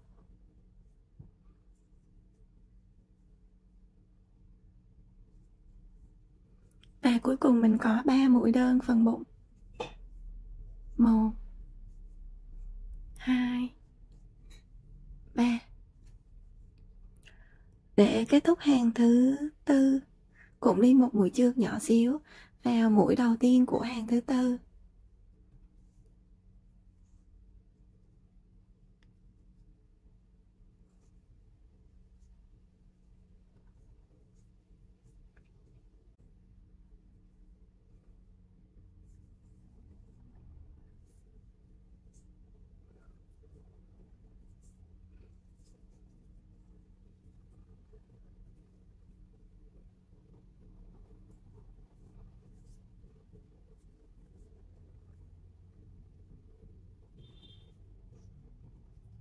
Hàng thứ 5. Để bắt đầu hàng thứ 5 cũng lên một bính nhỏ xíu. Còn 6 mũi ở đây thì bây giờ ở các mũi còn lại ở cái chân số 1 này thì mình móc một cụm, một tăng và một đơn lặp lại 3 lần ở cái chân số 1 này.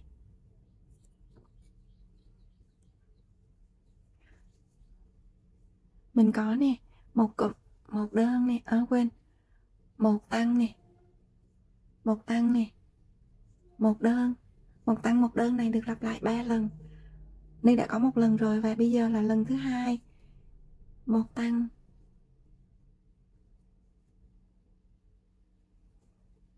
một đơn, lần thứ 3. Một tăng,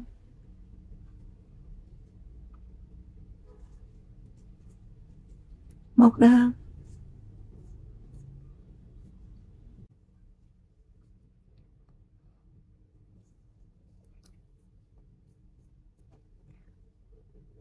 Tiếp theo là mình có 7 mũi đơn ở đây.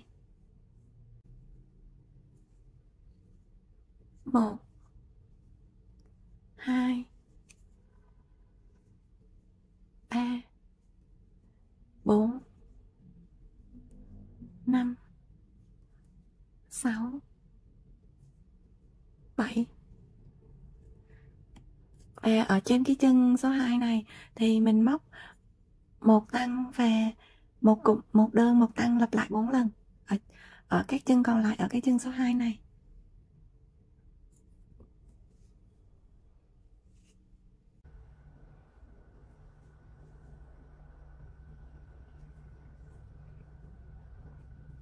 Một tăng nè và một cụm, một đơn, một tăng, cụm, một đơn, một tăng này được lặp lại 3 lần. Đây đã có một lần rồi và tiếp tục Ni móc lần thứ 2. Một đơn, một tăng, lần thứ 3. Ít,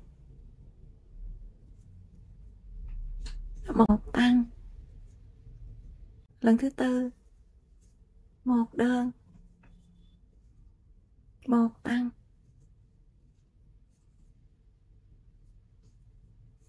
Ni đã móc xong một tăng và một cụm, một đơn, một tăng lặp lại 4 lần. Và tiếp theo mình có 3 mũi đơn.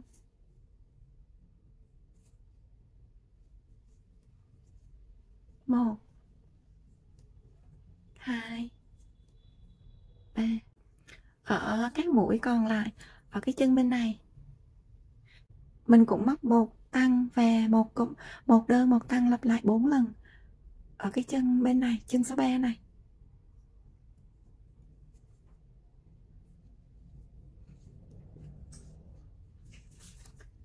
Một tăng nè,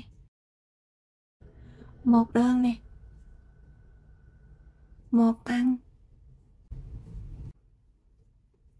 một đơn, một tăng, lần thứ 2, lần thứ 3. Một đơn, một tăng, lần thứ 4. Một đơn, một tăng. Cái mũi tăng cuối cùng này mình cũng tản ra nha. Tiếp theo mình có 7 mũi. 1 2 3 4 5 6 7. Ở các mũi còn lại ở cái chân số 4 này mình cũng móc một cụm, một đơn, một tăng lặp lại 3 lần.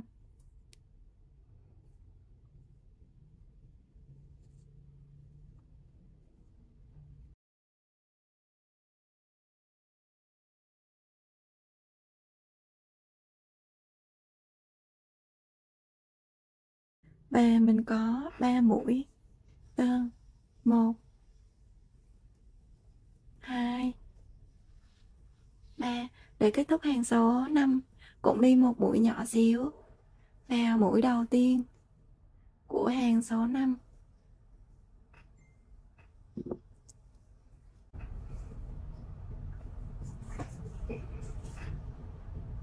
Ở cái hàng còn lại các bạn cứ móc theo cái chân móc ở ngoài nha. Các bạn cứ làm theo công thức đi để trên màn hình nha.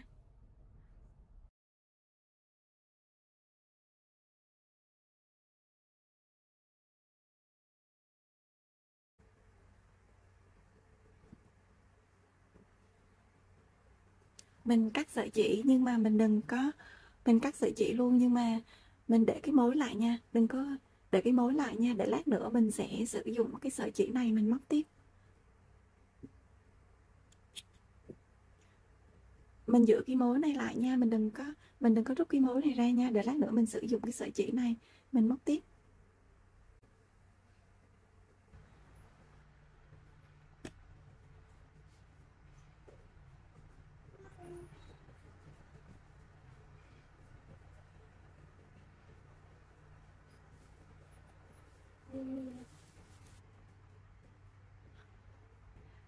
Đây là đường kết hàng nha, đây là đường kết hàng này, đây là đường kết hàng này. Mình đếm ngược vô đây là 10 mũi nha. Mình bỏ 10 mũi nha. 1 này, 2 này, 3, 4, 5, 6, 7, 8, 9, 10. Mình bỏ 10 mũi. Mình đâm kim vào mũi thứ 11. Từ đây tới đây là 10 mũi nha, mình bỏ 10 mũi, đâm kim vào mũi thứ 11. Đây là mũi đầu tiên của hàng thứ 12 nè. Mình đếm tới nha. Mình đếm tới, mình bỏ đi 8 mũi. 1 nè, 2, 3, 4, 5, 6, 7, 8. Đâm kim vào mũi thứ 9. Từ đây tới đây là 8 mũi nha, mình bỏ 8 mũi. Từ đây qua đây là 10 mũi, bỏ 10 mũi. Bắt đầu từ đây mình gầy lên 10 mũi xích.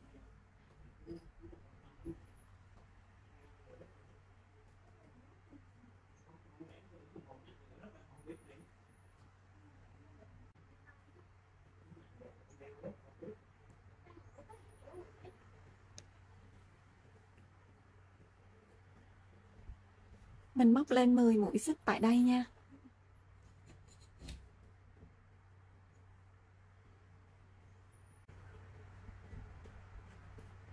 Một, 2, 3, 4, 5, 6, 7, 8, 9, 10. 10 mũi xích.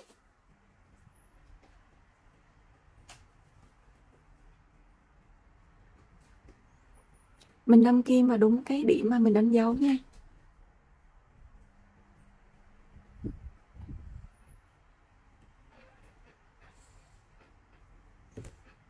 Bắt đầu từ đây móc 22 mũi đơn. 22 mũi đơn chỉ dọc từ đây qua đây. 1, 2, 3, 4, 5, 6, 7, 8, 9, 10, 11, 12, 13, 14,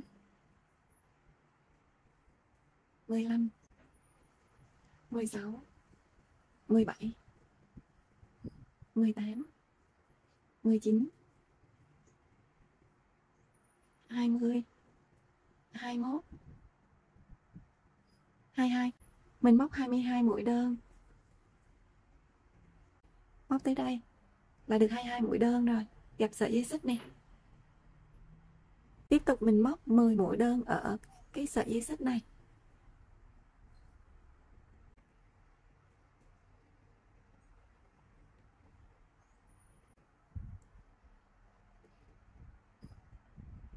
Cái sợi dây vừa nãy mình làm móc sợi dây xích này mình bỏ ở đây luôn. 1, 2,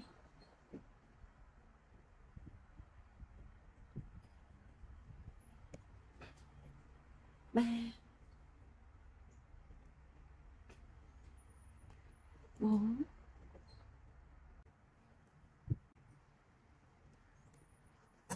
6 7 8 9 10. Ở hàng số 13 này thì mình có 32 mũi đơn. Bây giờ mình qua hàng số 14. Nên sử dụng sợi dây này để đánh dấu mũi đầu tiên của hàng nha.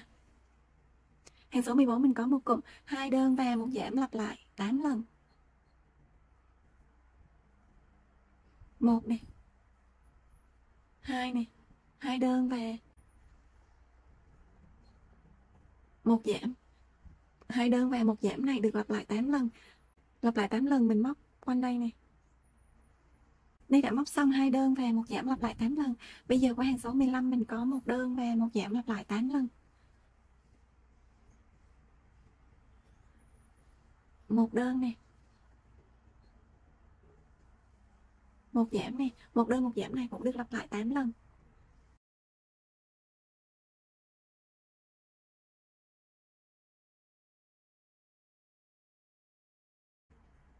Hàng số 16 có 8 mũi giảm.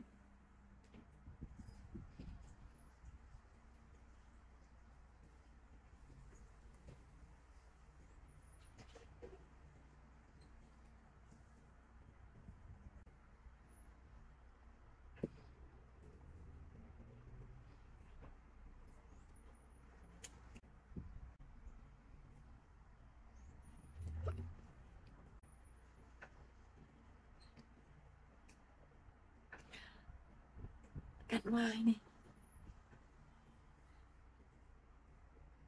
bỏ một chân, lấy một chân, lấy cạnh ngoài. Bỏ một chân, lấy một chân, mình chỉ lấy cạnh ngoài thôi. Sau đó mình giấu sợi len đi.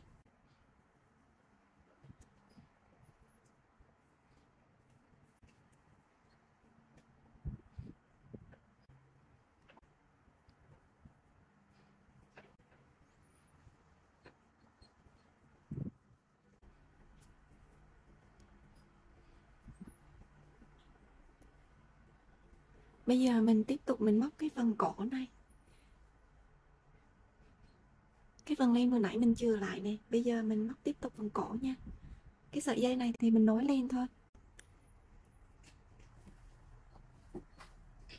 Bây giờ cái sợi dây này nè, mình bắt đầu mình nối với đầu cuộn len đó để mình tiếp tục mình móc tiếp nha.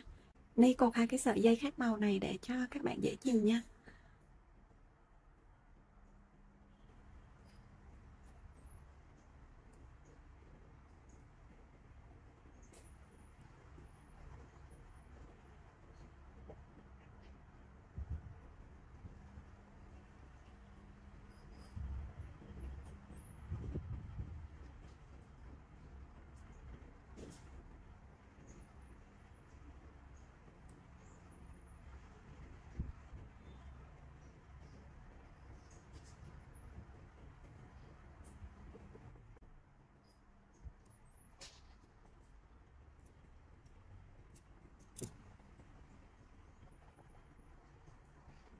Bây giờ tiếp tục mình móc phần cổ. Để bắt đầu hàng thứ nhất mình đi lên một bình nhỏ xíu. Mũi đầu tiên cũng đâm kim vào đúng cái chân mà mình đi mũi chược. Móc một mũi đơn và chân bên cạnh cũng là mũi đơn. Mình móc 8 mũi đơn liên tiếp. 1 rồi, 2 3 4 5 6 7 8. Mình móc 8 mũi đơn. Tới đây mình gặp cái đường bính vừa nãy mình tạo nè. Ở đây mình sẽ đi một mũi đơn ở cái góc này. Tới đây có cái góc này thì mình sẽ đi một mũi đơn ở cái góc này. Một mũi đơn nè. Rồi mình đi 10 mũi đơn ở đây.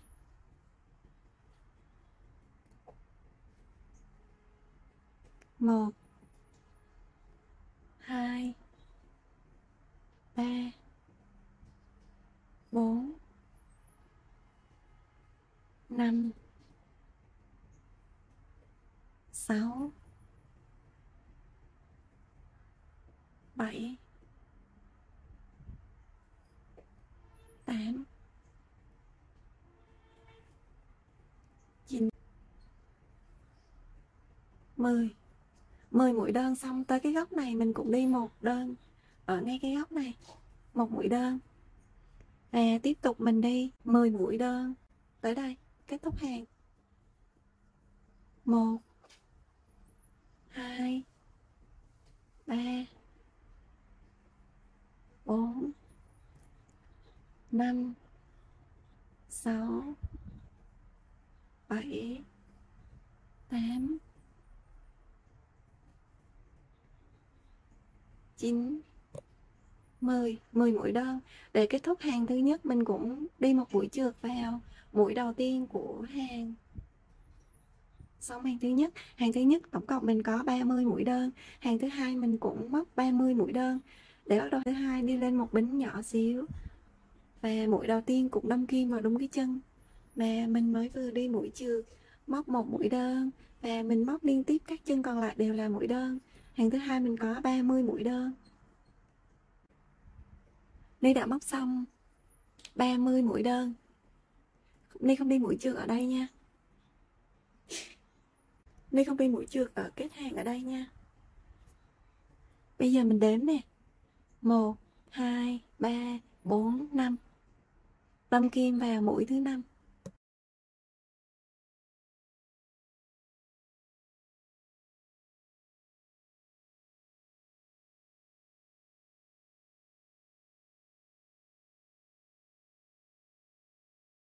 Mình móc 18 mũi đơn liên tiếp.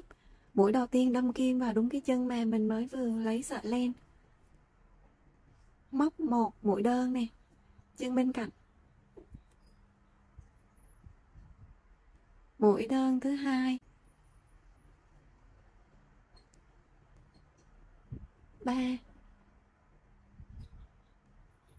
4 5 6 7 17 18.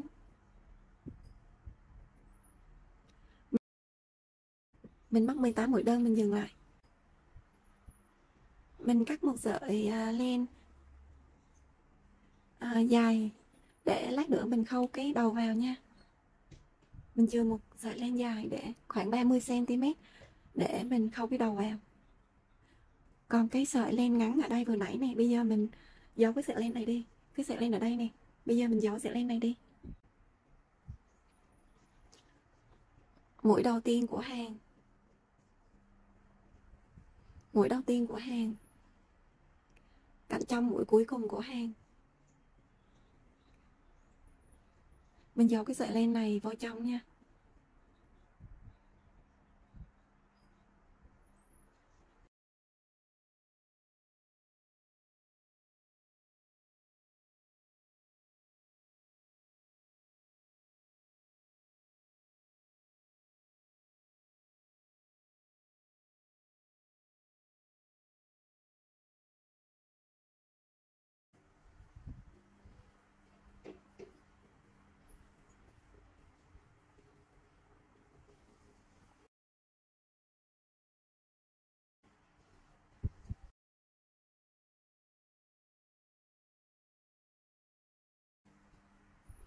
Hàng số 4 hạ lên một bính và mình quay đầu lại. Mình móc một cụm 8 mũi đơn và một giảm lặp lại 3 lần vào chỉ móc cạnh sau thôi nha. 1 này, 2 3 4 5 6 7 8 mũi đơn và một mũi giảm.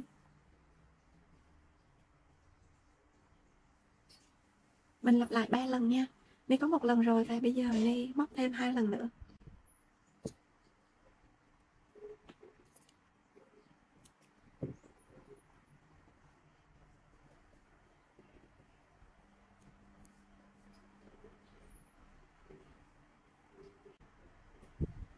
Ni không đi cắt hàng ở đây nha. Đây là mũi đầu tiên của hàng số 4.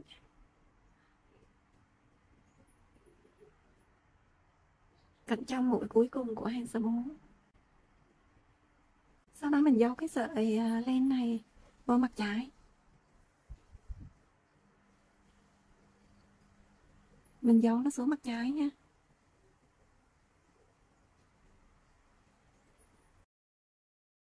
Mặt phải này, đây mặt trái này, vẫn còn cạnh trước này. Thì mình sẽ sử dụng cái cạnh này để mình khâu vào phần thân.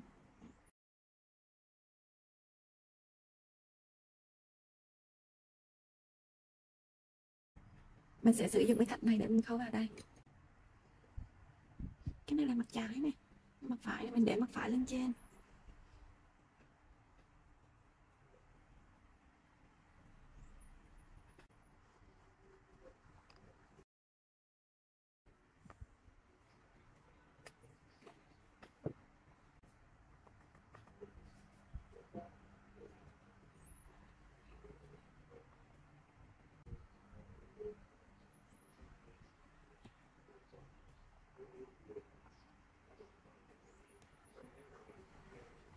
Mình khâu vào cái cạnh này nha, cạnh còn dư này của cái hàng số 4 á, cạnh trước của hàng số 4.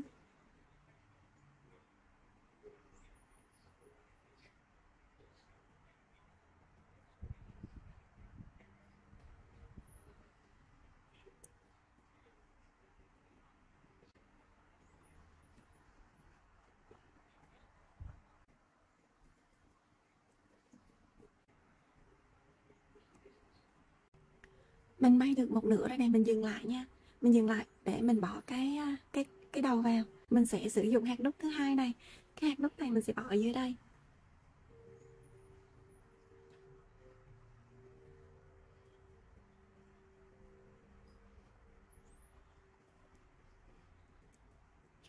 Mình đâm vào ngay chỗ cái trung tâm vòng tròn nha.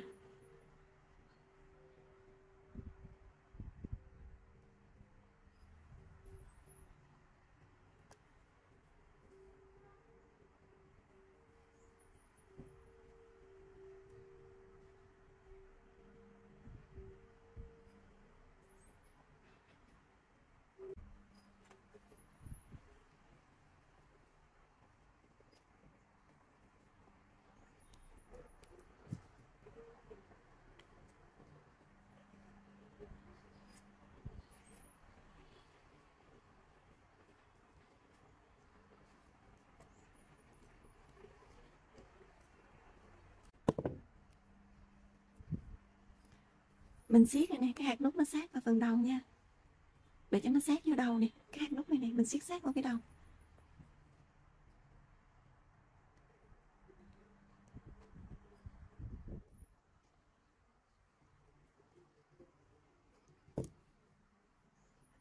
Hạt đúc này nó sát vào phần đầu nha.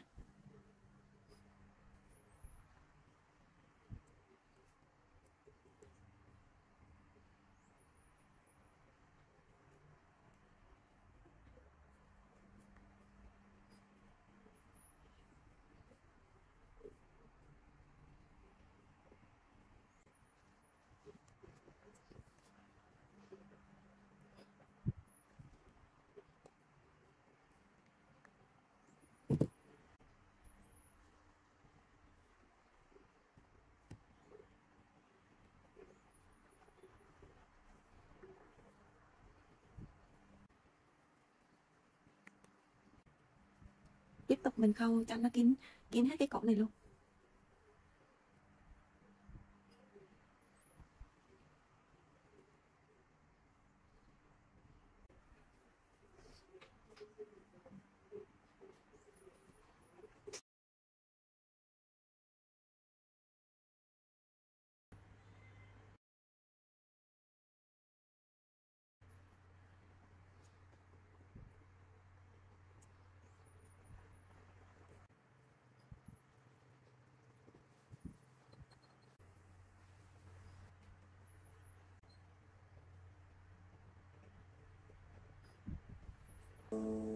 Thank you.